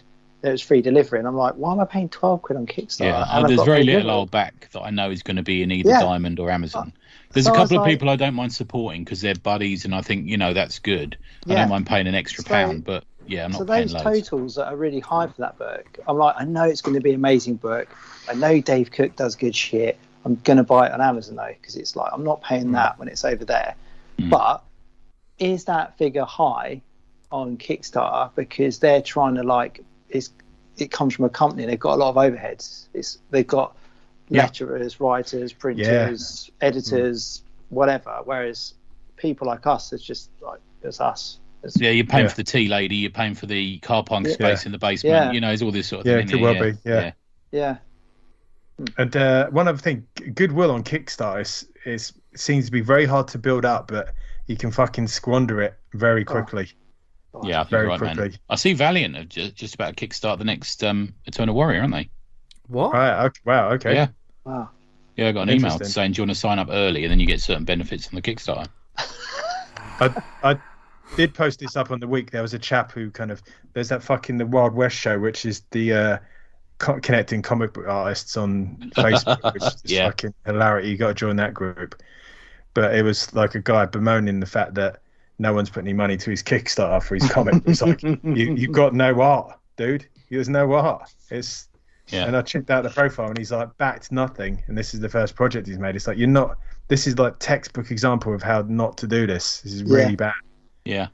I have to say, I've backed a few on Indiegogo, and apart from Mr. Hazel's comic, which always comes in like on time, and I will keep backing that, the other ones have taken fucking ages, if not years. Yeah. I don't know, the time constraints and stuff seem to be a lot longer on Indiegogo, but like I say, I backed this book on martial arts posters 3 years ago. Not a sausage out of them. Yeah. I doubt if you fucking see that. 3 years is way over the fucking... Yeah, no. Fucking give up, mate. I would. Yeah. But like, I've only backed a couple of things on Indiegogo, and it has, like you said, Tony, I have to kind of like keep, fucking, I can't even remember I backed that, and then check on what's happening with it. Yeah. With Kickstarter, there seems a definite timeline. Yeah, there does. Sort of. I think because it's got an app, I think is one of the reasons I've managed to keep track of it better. Is having an app is a really good thing, I think. Yeah, because we were sort of chasing the Rufus Marigold who sent through their surveys today. Yeah, that got back to like in mid-July, and they've just sent out the surveys. So it's like, okay, that's a fair bit of time. Yeah, it does seem to be that way. They did say that it was going to get completed by the end of the year, so they're well within their time limits. It's often you back stuff and you think, oh fuck me, I haven't had that. And then actually my recommendation tonight is one that I backed and I didn't get the reward. I messaged the chap and he sent it through like the next day. Oh, what? Why hadn't you got the reward on it? Do you know? Did you miss the? I think I missed it. The email might have come in and I missed it. The survey. Oh yeah, I've done that, or sometimes the digital link. If I've just I get so many fucking emails from Kickstarter. Yeah. You feel like saying fuck off. You know, when, like you backed a book, and then like 6 months later, saying, "Oh yeah, so I went round to my Grand's and was doing it. What's this got? Why are you sending me this?" Yeah, I know. I saw that on one of the Kickstarters I've got. That's I think it's 4 years late now. I got one the other day, and some bloke has said, "Look, mate, when are we getting this book? It's nice to get these updates, and that you've drawn a bit extra, and that you've been to such and such convention, but where's the book? Yeah. When is the deadline for the book? You know, he keeps saying, it's now 3.5 years late. So where's the deadline? Yeah, and I make him right around that. I'm not worried about, by the way, we've just got the flats in for the colours. Nobody cares, mate. Nobody cares. It's in the book. Out. Yeah. He's kind of got you by the Jaffers. Because he's got your money. Yeah, I know. I sent this bloke 50 quid like 3.5 years ago. Yeah. Should be able to put out a book in that time. Yeah. No excuse. Oh well. But now it's time to shout out some nice things. Yes. So who has some shout outs? Do it. Yeah, I've got a couple. Go for it.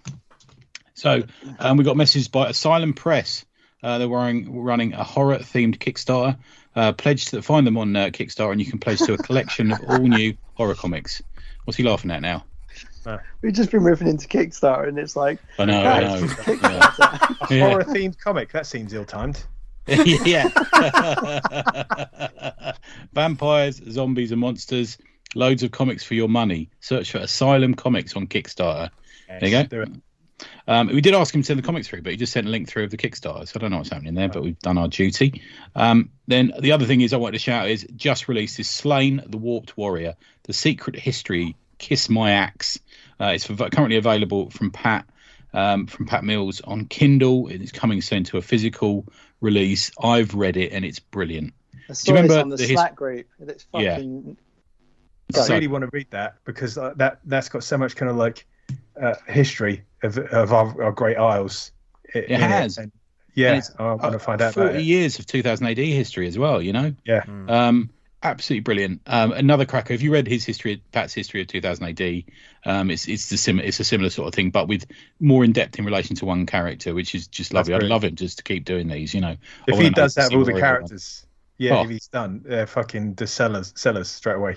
And Slain really is one of those characters that has defied the norms in that every artist who takes it on seems to sort of make it their own again and make it something fresh and new. You think through all the amazing artists who've been on it. It's one of my favourite strips, I have to say. I absolutely love it. And he gave me and Ian Ashcroft a little shout out on it, which is very kind of him. Nice. I punched the ceiling in my car when I read it, sitting in the car or something with David. Back when I was getting 2000 AD, that was the first one I'd go to. I remember like the Simon Bisley stuff with the Horn God. I was like fucking flip through to that straight away. Yeah. It's funny. Simon Bisley. I remember Tony put me on some of his stuff a few years back.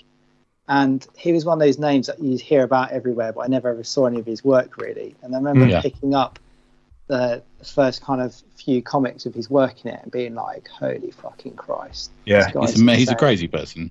Yeah, I mean, he is the fucking Lobo artist for me. He's the man who should be drawing Lobo all day long, mate. All the time. Day. Yeah, that is true. He's fucking nuts. They're my ones. There you go. Dan, do you have any? Yeah, I've got a massive shout out to Mark Abnett for doing a solid. Oh, nice. Oh, good stuff. Yeah. So well done, Mark. Mark, you're a legend. We fucking love you.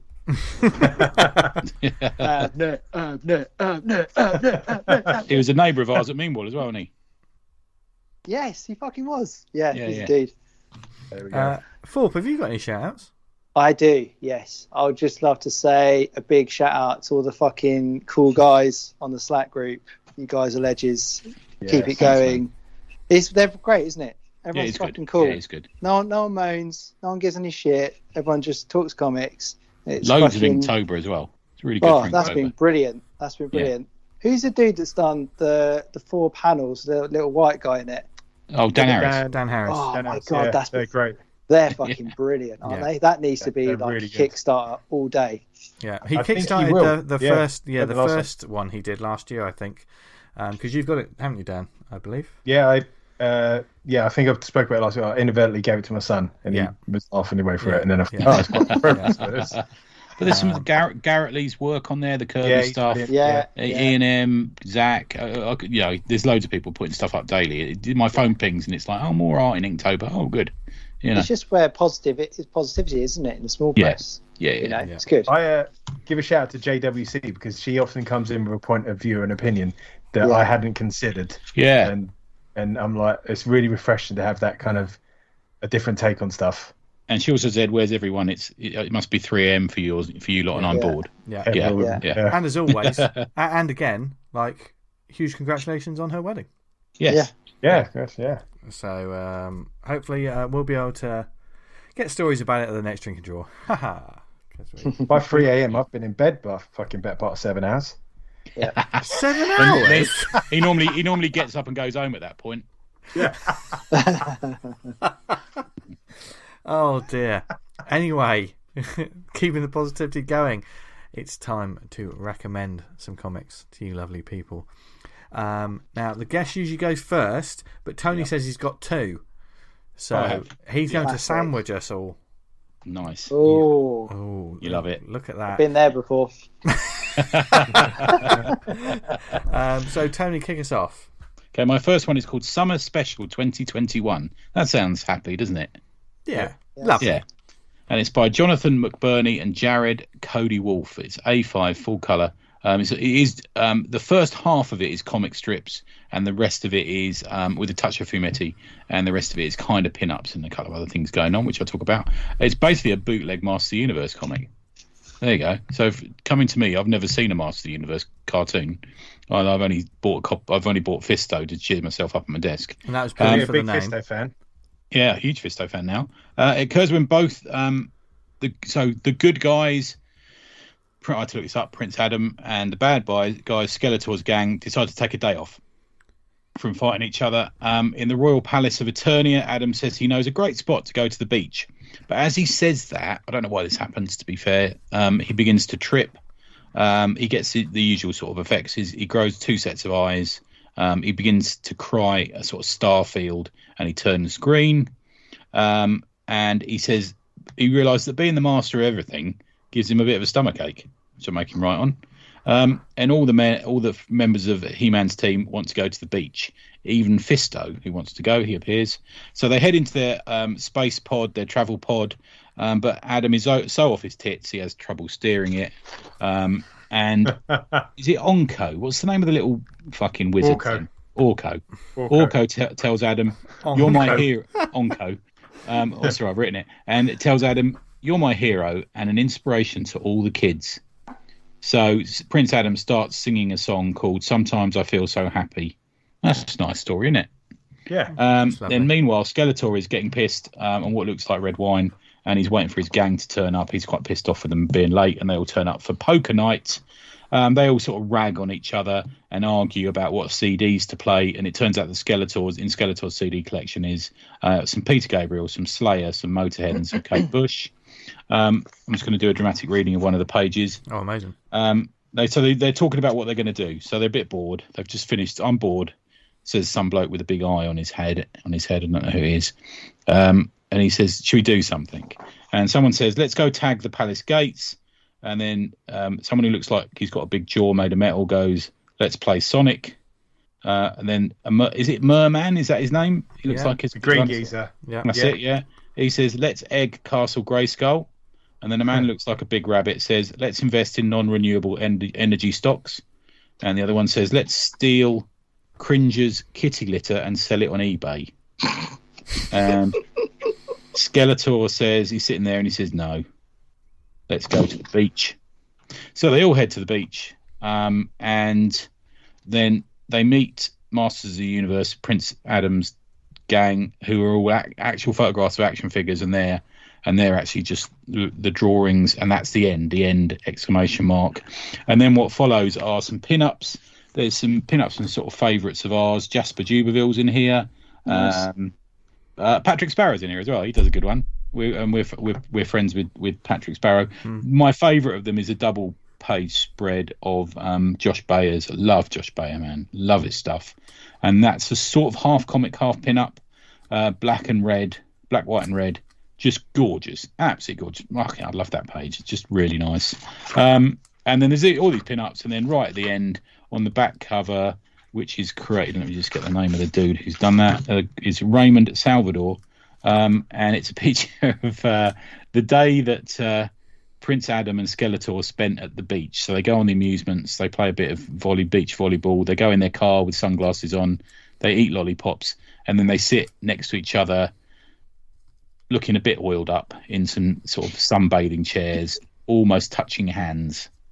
It's quite sexy. The forbidden fruit. Yeah. I would love to see a story of like He-Man and Skeletor, that when they're having the days off from fighting each other, they go to like the gym and spot each other.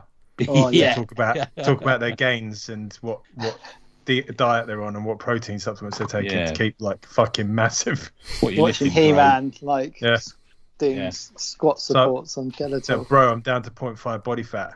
So fuck, bro. It's shredded. As a whole, it reminds me a bit of Matt Simmons. Actually, it's got that sense of I can imagine. to it. You know what I mean? We like Matt's stuff as well. Like I say, it's available through Strangers. That's where I got my copy. Jonathan McBurney, you can find at King_of_Nails, and Jared Cody Wolf, you can find at Jared_Cody_Wolf. I think being an underscore is the coolness at the moment, isn't it? I need to add an underscore. Yeah. Yeah, that's the thing. So, Summer Special. Look at that. What a lovely little entertaining comic that was. Yes. It sounds amazing. That sounds great. Yeah. It's very different to what the cartoon's like, Tony. I just want to warn you. Oh, is it? That's a shame. Yeah. Doesn't Kevin Smith do a lot of crying online about the cartoon? No, that's his one. I'm talking about the original, the OG. Oh, okay. OG! Right. Anyway, might have a look on YouTube or something. Speaking of you OGs, can watch all of them, Forpe, what would you like to recommend? Hello, Vince. I'd like to recommend. I've got a book that I've recently read called A Sucker Mime from Behemoth Comics. My legendary comic shop, Strange Apparitions, Alex over there put a picture up of this book a few months ago, and I was like, "What's that? That looks cool." And he's like, "Do you want it?" I was like, "Yeah." And then he sent it to me, and it's fucking. It's one of those things where your comic supplier is very good at sending you things you would never know about. Yes, as it should be. Yeah, and Behemoth. I looked up Behemoth comics, and it looks like if Vince Hunt was a comics publisher, he would be Behemoth. I think it's full of horror. They make like heavy metal LPs, fucking tapes, T-shirts, but mainly gritty horror comics out in America. I was you're talking my language. You're talking my language. It is good. I'll try and do a dramatic reading like Tony has done of the back, because I'm very shit at explaining things. Don't make me laugh. When a couple is found brutally murdered in the Dontanori district of Osaka, Japan, 2 detectives from the supernatural unit of the Osaka PD must hunt down and apprehend a dangerous and murderous mime, a shadowy shapeshifter, which can take the form of the last person it ate. How do you catch something so dangerous that can hide in plain sight? Written by Andy Levy, illustrated by Hugo Ajaro, a sucker mime tells a horrifying tale where your closest friend or your next door neighbor could just very well be your demise. Yes. So it's... I hate my next door neighbours. That's fine. It's great. So it's basically it's based in Osaka. It's 2 detectives, and one of them is kind of like old and smokes and hates life, and then he's got a rookie, a little bit like Point Break, actually, now I'm saying it. Yeah, exactly like Point Break. Fuck. But they're basically tracking down. So there's like werewolves and vampires and stuff, but they don't really feature that much into it, other than these guys are just stumbling across these horrific murder scenes, and they're trying to catch this creature that basically shapeshifts from the person it last ate. So they'll find this disgorged body, try and find something on the body they can work out who that person is, because they only have a finite amount of time before it goes off and eats someone else and then changes shape again. And it's packed with violence. It's black and white. It's about, I don't know how many pages it is. Probably, I'd say probably about 60, 70 pages. Lots of grids, lots of writing. Fucking great. So Behemoth Comics. I thought I knew the name, and I just their website shows loads of awesome stuff. In fact, they have if you're in the States, they've got an awesome tour poster, which is basically all their tour dates for conventions from. But it's done like a heavy metal poster that just says "All Hail Behemoth." Yeah. Which made me think, are they a band? But no, they just know exactly what they're doing. But they've done some. They know their audience. They've definitely done completely. And they've done some titles that certainly I've heard about. When I looked at that one that you just mentioned, I remember seeing that cover and thought it looked fucking awesome for a Osaka mime. Yeah, it's good. It is good.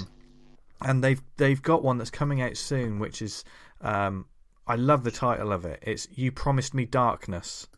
Have you heard about this one?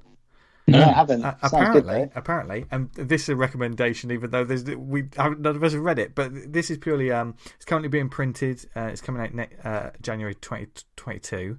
The comic with the best-selling debut issue of a black and white comic in nearly a decade. It sold 55,000 plus copies. Fuck. Which isn't that mental? And that's in this day and age. It's pretty surprising for an indie. It's quite a lot. Yes. Yeah. And this, considering I've never heard of this publisher really before, that's nuts. They seem like, you go to their website, which is All Hail Behemoth. What an amazing name. Yeah. This is definitely like a comics publisher who knows what they're doing and perfectly targeted. Yeah, this one is approximately every 75 years, Halley's Comet orbits around the sun, and every time this happens, people around the world are born with incredible abilities and special auras that grant them supernatural skills. But these very auras can also be cursed.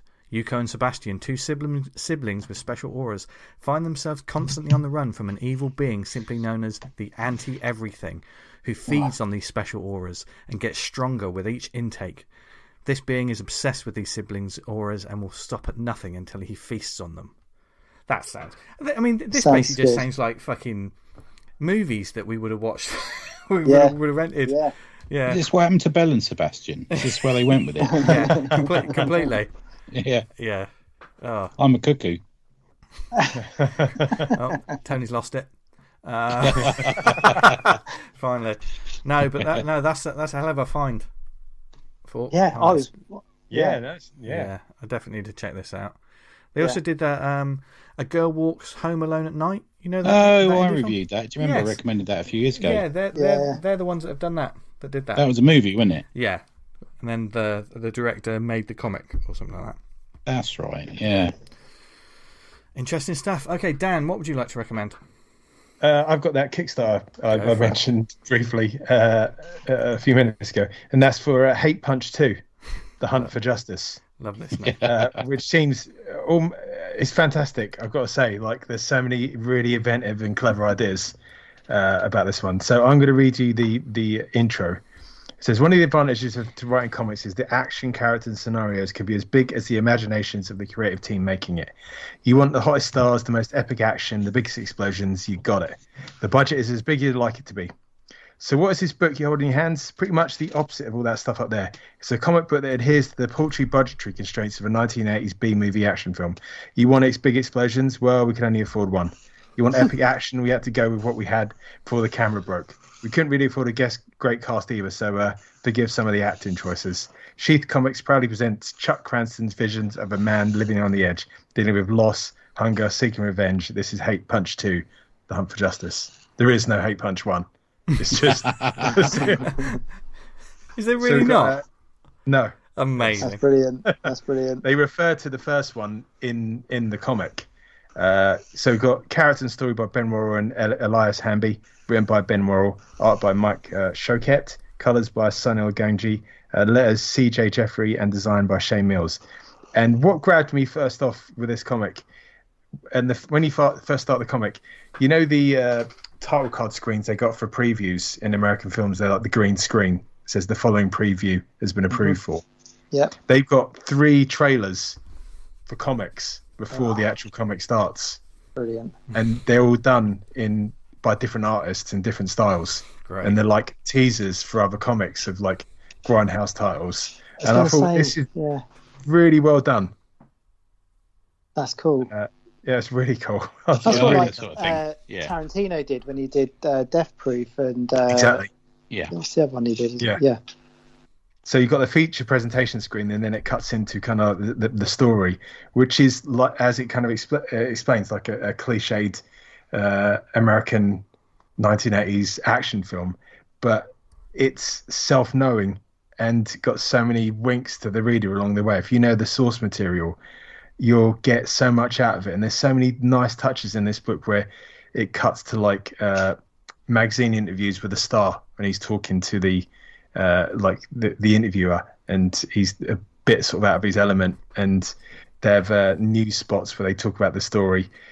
Carl Weathers pops up in it.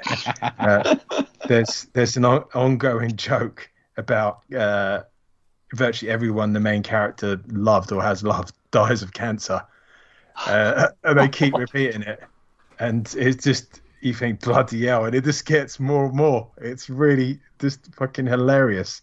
I don't want to talk too much more about it because all the fun's in reading it and experiencing it for yourself, which I really recommend you do so. I'm going to have to try and put the link in the show notes because the only place I know I can get from is from the Kickstarter. So I'll try and dig into that and see if I can find out where to get it from. It might be just that they've held off to make sure everyone's got the Kickstarter, which is kind of a cool thing to do, isn't it? Yeah. You know?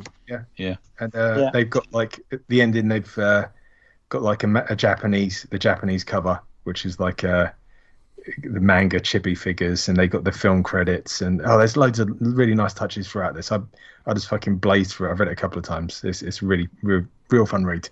Awesome. Nice. Keeping on that sort of theme, I'm recommending a series that is the top of my to read pile. It's issue 5 now of 6 issues, and this is the one that out of all the comics that that are about, this is the one that as soon as it's available, I buy it and read it immediately. You've heard me talk about it many times on the show. So once again, I'm recommending the 6 Sidekicks of Trigger Keaton. Oh, I read this today. Mate, you don't. Oh, yes, I haven't read it yet. The last one. Issue 5, written by Kyle Starks, Chris Schweizer, artist and cover, Liz Trice Schweizer as colouring assistant. And this is just an absolutely phenomenal comic. I guess a couple of you guys have been reading it as well. Yeah. For those who haven't read it previously, this issue's called Martial Art, but Marshall's spelt like a US Marshal, which is just nice play on words, isn't it? You know how I feel about those. You love 'em. Previously, as it says, my friends, our screwball group of sidekicks, had themselves a heist. However, after breaking into a studio to try and find answers, they just screwed things up more. But they got a text that might finally get them to the bottom of this mystery, or they might get beat up again. Either result seems pretty likely. And what I like about this, sometimes I complain that Comixology, the synopsis gives too much away. This one sort of says, my friends, let me keep it super simple for you. In this issue, you get 20 pages of massive kung fu action. As our now unified 6 former sidekicks go toe-to-toe in a tidal wave of angry stuntmen looking for revenge and for blood. It's going to be very good and very awesome. And do you know what? They're not wrong. This is a fucking brilliant comic, and this is a fight issue. But Kyle Starks is just a master of pacing and dialogue. Obviously, this story has been completely... For those that don't know, it's former sidekicks, TV sidekicks of basically... Imagine a Chuck Norris style figure if they were... I don't know Chuck personally, but if Chuck Norris was an abysmal, horrible human being who has treated them all horrible in some kinds of ways, but he gets murdered, and his sidekicks are basically trying to solve the mystery of who's done it. But it's a wonderful sort of like the comedy and the mystery are so well played. Starks is a writer that's very much, you can read the influences in the dialogue without them being cheap sort of copies of things. It's like the way that like a Cockney Kung Fu will have that, have that influence in it, or like Viper will have that sort of, that you can get those influences without being too on the nose. And just at the end of the day, the story has to be engaging, and the dialogue. I fucking love the dialogue in this, and there is quite a lot. There's 20 pages of non-stop action. There are cars. Still quite a lot of conversations and stuff. It's not just action, is it? There's a lot of writing in it. I thought he was very clever the way he's written this, because I think he's done such a great homage to kind of 70s, 80s TV, film action hero psychic personalities, that he doesn't have to spend too long explaining who this personality is, because you're like, that's that psychic from that film. Do you know what I mean? Like, you identify that the main guy is like Chuck Norris, so he doesn't spend time telling you that he's the best martial artist dude ever and he can like fucking do all this crazy shit. You just know it. And I think understand their motives, and I think that's something that can be quite difficult for a lot of writers to achieve. That's probably the biggest challenge for anyone writing anything, isn't it? For a reader to totally understand where a character is coming from, especially if you've got these are 6 different people over this is only issue 5, but you kind of like within a couple of pages where they're coming from. It is like watching a movie, and just enjoyable from page to page. The different sort of, and this is the issue where one of the characters, I'm not going to tell you which character, but this series has been building up. Because all the others are so in your face, like sort of like they've got their styles, or they're quick to violence, but there's one character that's sort of like no, and through the whole thing he hasn't done it. He hasn't done it, and I kept thinking it's not over the top the way they've picked on that, but I kept thinking, is he going to be pretty good when this happens? When the penny finally drops. Oh fuck! I know exactly who you're talking about. I'm excited now. And the penny drops. And it's amazing. It's amazing. Also, is it the last issue, next issue? Number 6. Yeah. This is I'm double dipping on this. This is probably going to be my book of the year. The action, the artwork, and everything, just the stylings of everything is just unbelievable. There's one of the characters calls himself the shit.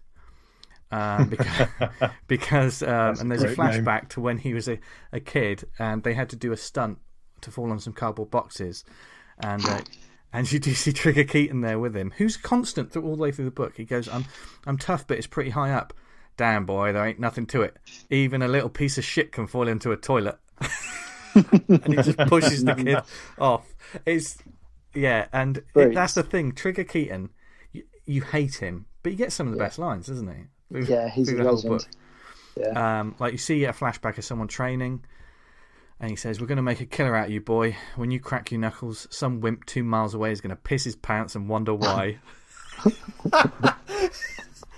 Love it. I cannot wait for the final issue. But at the same time, I think I'm genuinely going to be sad when this series finishes. I'm going to be gutted. Yeah.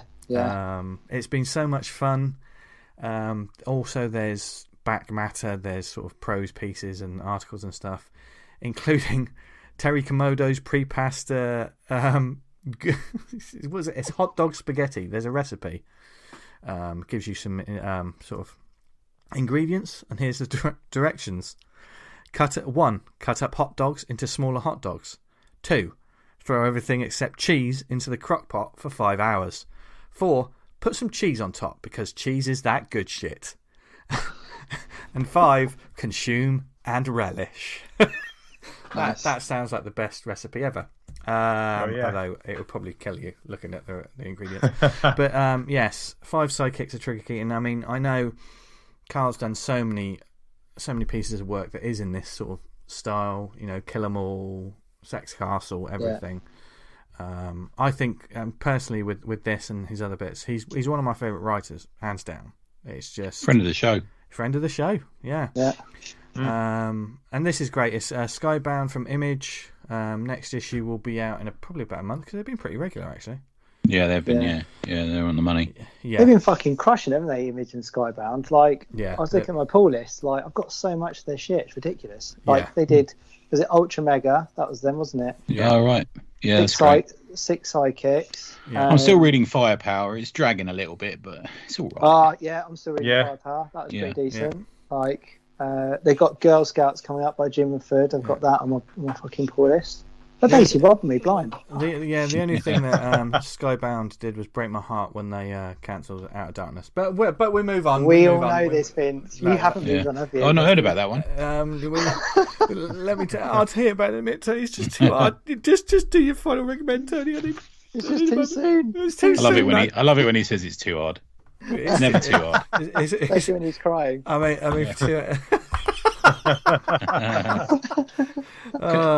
finish us off. Before I do, can I just say I just got the digital copy through from Frank at Home on the Farm from Jordan Thomas and Clark Bin. Oh, fantastic! Fucking hell, what a lovely package that is. Yeah, it looks gorgeous.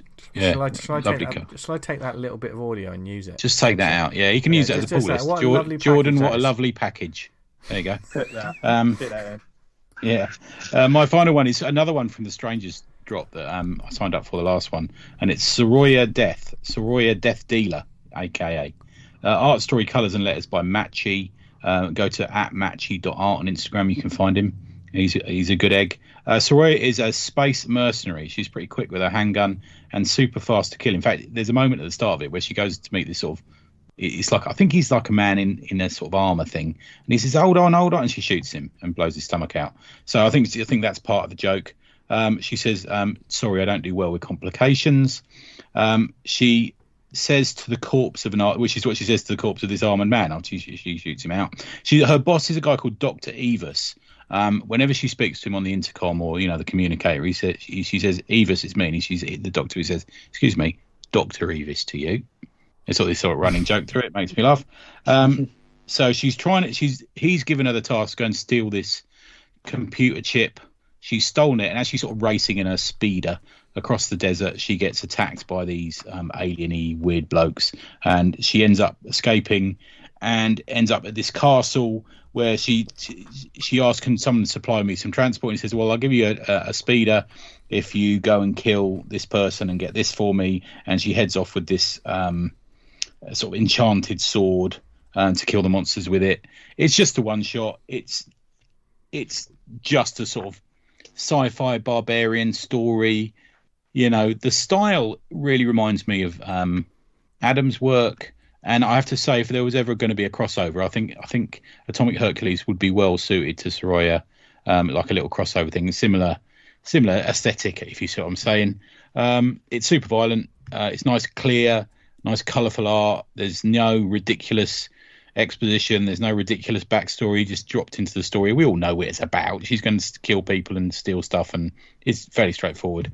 And I say Strangers Killing at the moment. Soraya, which is Soraya, Soraya Death. I know you get quite a lot through from strangers. Daryl, did you pick this one up? No, mate. So Strange is a weird one for me at the moment because it's the postage kills me. So I have to kind of I've whittled myself down to buying twice a year from them. Okay, I get you. Rather than every time it comes out, because Gotcha. I think I've sent that guy Eddie. I wouldn't say I'm harassing him, but I'm sending messages saying, when are you going to be able to send stuff over to UK so I don't have to pay like 50 quid in postage? Well, I think I'm seeing him on Friday. I think he's over on Friday for MCM. So right. have a chat with him then. Yeah. So just to give you, Matchy is a cartoonist based in Austin, Texas. In addition to contributing to various underground and indie comics, he also publishes Planet Slammer, which is a host of mini comics, and of course of Soraya Death. Find all his stuff at Matchy, MATTCHEE, matchy.com. There you go. Good stuff. Hey, nice one. Awesome. Nice. And what an awesome show it has been. Thank you very much for joining us. It's just been the best, isn't it? I've had so much fun. Best show.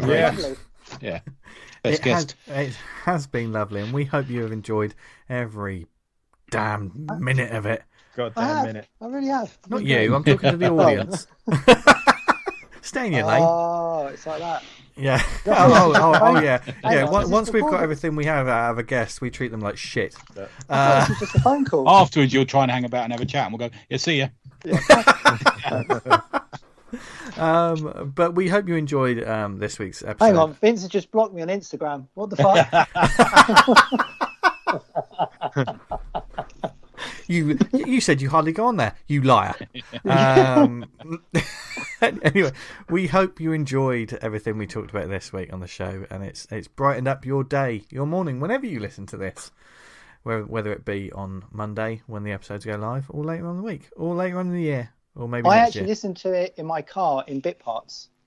Oh, that's a way to listen to it. Yeah, in bit parts. So I found that I was getting quite aggressive in the morning going to work because of the show. Yeah. No, I'd listen to music and I'd be like, everyone be in my way. And then, so what I decided to do is only listen to Awesome Pod from home to work. And then I didn't really care if the journey took forever because I'd get to listen to the podcast.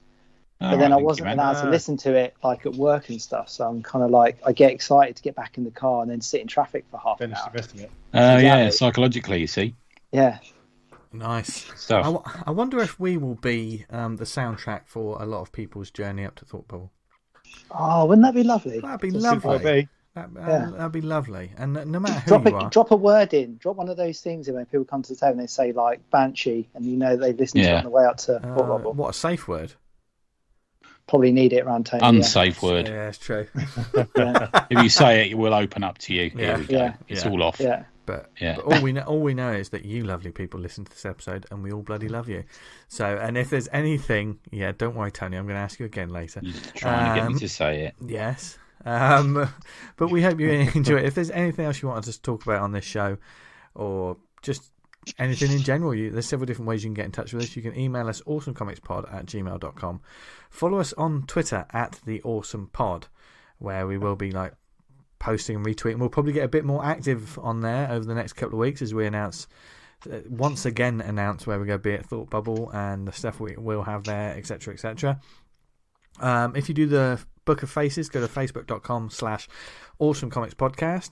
Join the group page, Awesome Comics Talk, where there's always a hive of activity going on there, whether it be threads about art or conventions or anything. Just keep the conversation going. Also, like there's been mentioned a couple of times on this episode, there's a Slack channel. Get in touch with us if you want to join the nice sort of space for creatives and comic fans everywhere and discover yourself. Slack's the place to be. Yeah, definitely. Yeah, definitely. Blackage. You can get in there for free. Just message one of us and you can come on. Yeah. And thank you for listening to this episode, whether it was on the website awesomecomics.podbean.com. If you listen to us on Apple Podcasts, subscribe and leave a review. It helps get the word out about the show and all the things that we talk about, all the weird and wonderful comics and processes that we talk about every week. If you listen to us on any other networks like Spotify, Amazon, Stitcher, Podnose, Podknife, what other networks are we on, Tony? We're on the TV-based podcast network called Pod, Why the Last Cisgender Man? Which has been cancelled. I just read that. Oh. I've just read Really? that. Yeah. Yeah. Yeah. It's a bit fucking soon, isn't it? It's a bit quick, isn't it? Yeah. I haven't even had a chance to watch it yet. There goes my sleep tonight. Won't be watching that. Yeah. So, I feel sorry for all those people that are working on that show. Why can't you should That's their job. respond to Netflix with this why question mark? Well, it's not on Netflix, is it? It is not on Netflix. You're right, but it's on Amazon. It's on Disney, is it? It's on Disney. Disney, right the third time. Oh, You know the faceless corporation that the takes loads faceless of money. corporations that, if you want to send us any freebies or sponsor the show, just get in touch. And please sponsor the show. We're shameless and we have no souls. But well, That said, Amazon's pretty good, you know. A lot of people. I love the fact that we all went quiet for that. Yeah. As Dan Butcher just pulls the pin on the on his career. You know how it goes. Netflix are interested, looking forward to a sponsoring the show. Yeah, Netflix. You know, we harsh on them in the past, but they got a lot of good services. They would make really great sponsors, wouldn't they? I think. Yeah, it's like Netflix for comics, but there's only one And Netflix. Any product, get in touch. Use the address. Yeah. Seriously, we're human beings, so therefore, pay us enough, and we'll do. I got contacted by those people who they make stuff you can shave your balls with. I know. Yes, the Manscaped. And I have. company. Yeah. I've mentioned them on this show, Yeah. so If there was ever a The perfect products are pretty good, joining. actually. To be fair, Look, yeah. What? if there's, because I've often looked at dudes' balls in the gym before that dude could. let's really just do leave a that there. It's good I to could share, go over Dan. and Good to say, share. I'm you glad know you. You could use one of these razors, mate. Often I've been chinned, but What? You cut Not by the to balls. brought a razor down on there. Yeah. I'll bring out the straight razor. I don't have a trimless one on me, but we can use a straight razor. Give it a go. Give it a go. Trust me. Jesus Christ! Oh, God. As the theme tune to Saw begins playing. Trust me, I'm on my meds. It's all right. You shake an empty bottle. Oh dear. I got a friend that it was honestly a competition. Whenever we met anyone else, I would go, "Yeah, this is Mark. He shaves his balls," and I always used to try and get in before him. Yeah, this is Tony. He shaves his balls. Anywhere we were, it used to be a competition we used to play. Yeah, Brilliant. But where can people find us online, etc.? How did we get here? How did we get here? yeah. That's what I think. We're 330, almost 330 episodes in. How did it happen? Yeah, what happened there? You know. Patreon.com/tribute press, where we're just finishing Flesh and Ink, which we've had great fun with, and soon there will be some Forpe goodness on there. Oh, cool. Yeah. And You which knew that. I thought you knew that. He'll be told about when the show ends. Dan. You can find. I'm not going to give the Twitter because I'm not really going on there so much. So check me out on my Patreon account, which I'm trying to post up stuff without giving away too many spoilers, because I'm drawing the last third of Viper. And what is your Patreon account, Dan? It's if you look up Vanguard comic, it will pop up. There you go. And so with the Patreon. Way. You can find me on social media if you just search for Jester Diablo. And Forpe, you legend, thanks for joining us once again. A pleasure, sir. A pleasure to you as well, sir. Aha. Verily, where forsooth may people find you out in the outside world? They can find me on the Tinternet, Forpe, forpe.co.uk. You can get free comics over there from me. And I'm on Instagram at Mr. FORPE. I'm not on Twitter because it's shit. And I'm on Slack as well, the awesome Slack group. So come and have some banter on there. Huzzah! Huzzah! Huzzah and hurrah. What's happening? We've gone highbrow, Tony. Lord Esmond, it has been some Is that what time. happens? It has been some time since you have declared your love for the listeners. Let's touch tips and go. Let us gingerly touch tips. Tonight we into dance that. with swords. But we're going to keep this going for the next couple of hours, so you don't have to listen to that, folks. But wherever you are in the world, thank you very much for listening. Join us next week for another spooky episode. It's the Halloween episode, the next one, the annual Halloween special. Yes. So, we'll be talking about some horror. Yeah, I might. Shall I do another voice for like the intro, like I have done in the past? Oh my god, yeah. Do one of those special ones you did. I love those. Good evening. Do the lady voice for me. Hey, what? You want the lady voice? Yeah. Where do you want it? Later. Take the patriarchy. Anyway, yes, so look forward to that. Keep reading comics, keep reading wherever you are. We hope you're happy, healthy, and doing okay wherever you are, because we all love you. Dan, you love them, don't you? Oh, yeah. Forpe, you love them. Fuck yeah. And Tony, you do as well, don't you? FDS. That's a postage service, isn't it? I thought it was where he gets his furniture. I'll get my wood. And on that bombshell, we all love you. Have a brilliant week. Read loads of comics. Make loads of comics. And as always, from Dan, Tony, Forpe, and myself, what should they do, guys? Stay awesome. Stay awesome. Hey. Fucking perfection. Perfection. Every week, Dan. Every We done fucking fucked week. it. It's harder than it looks, isn't it? You know? It is hard. You know. Very hard. You know. Oh, God. God. Cut Bye, that out, everyone. Vince. Bye. Yeah, don't carry on podcasting again.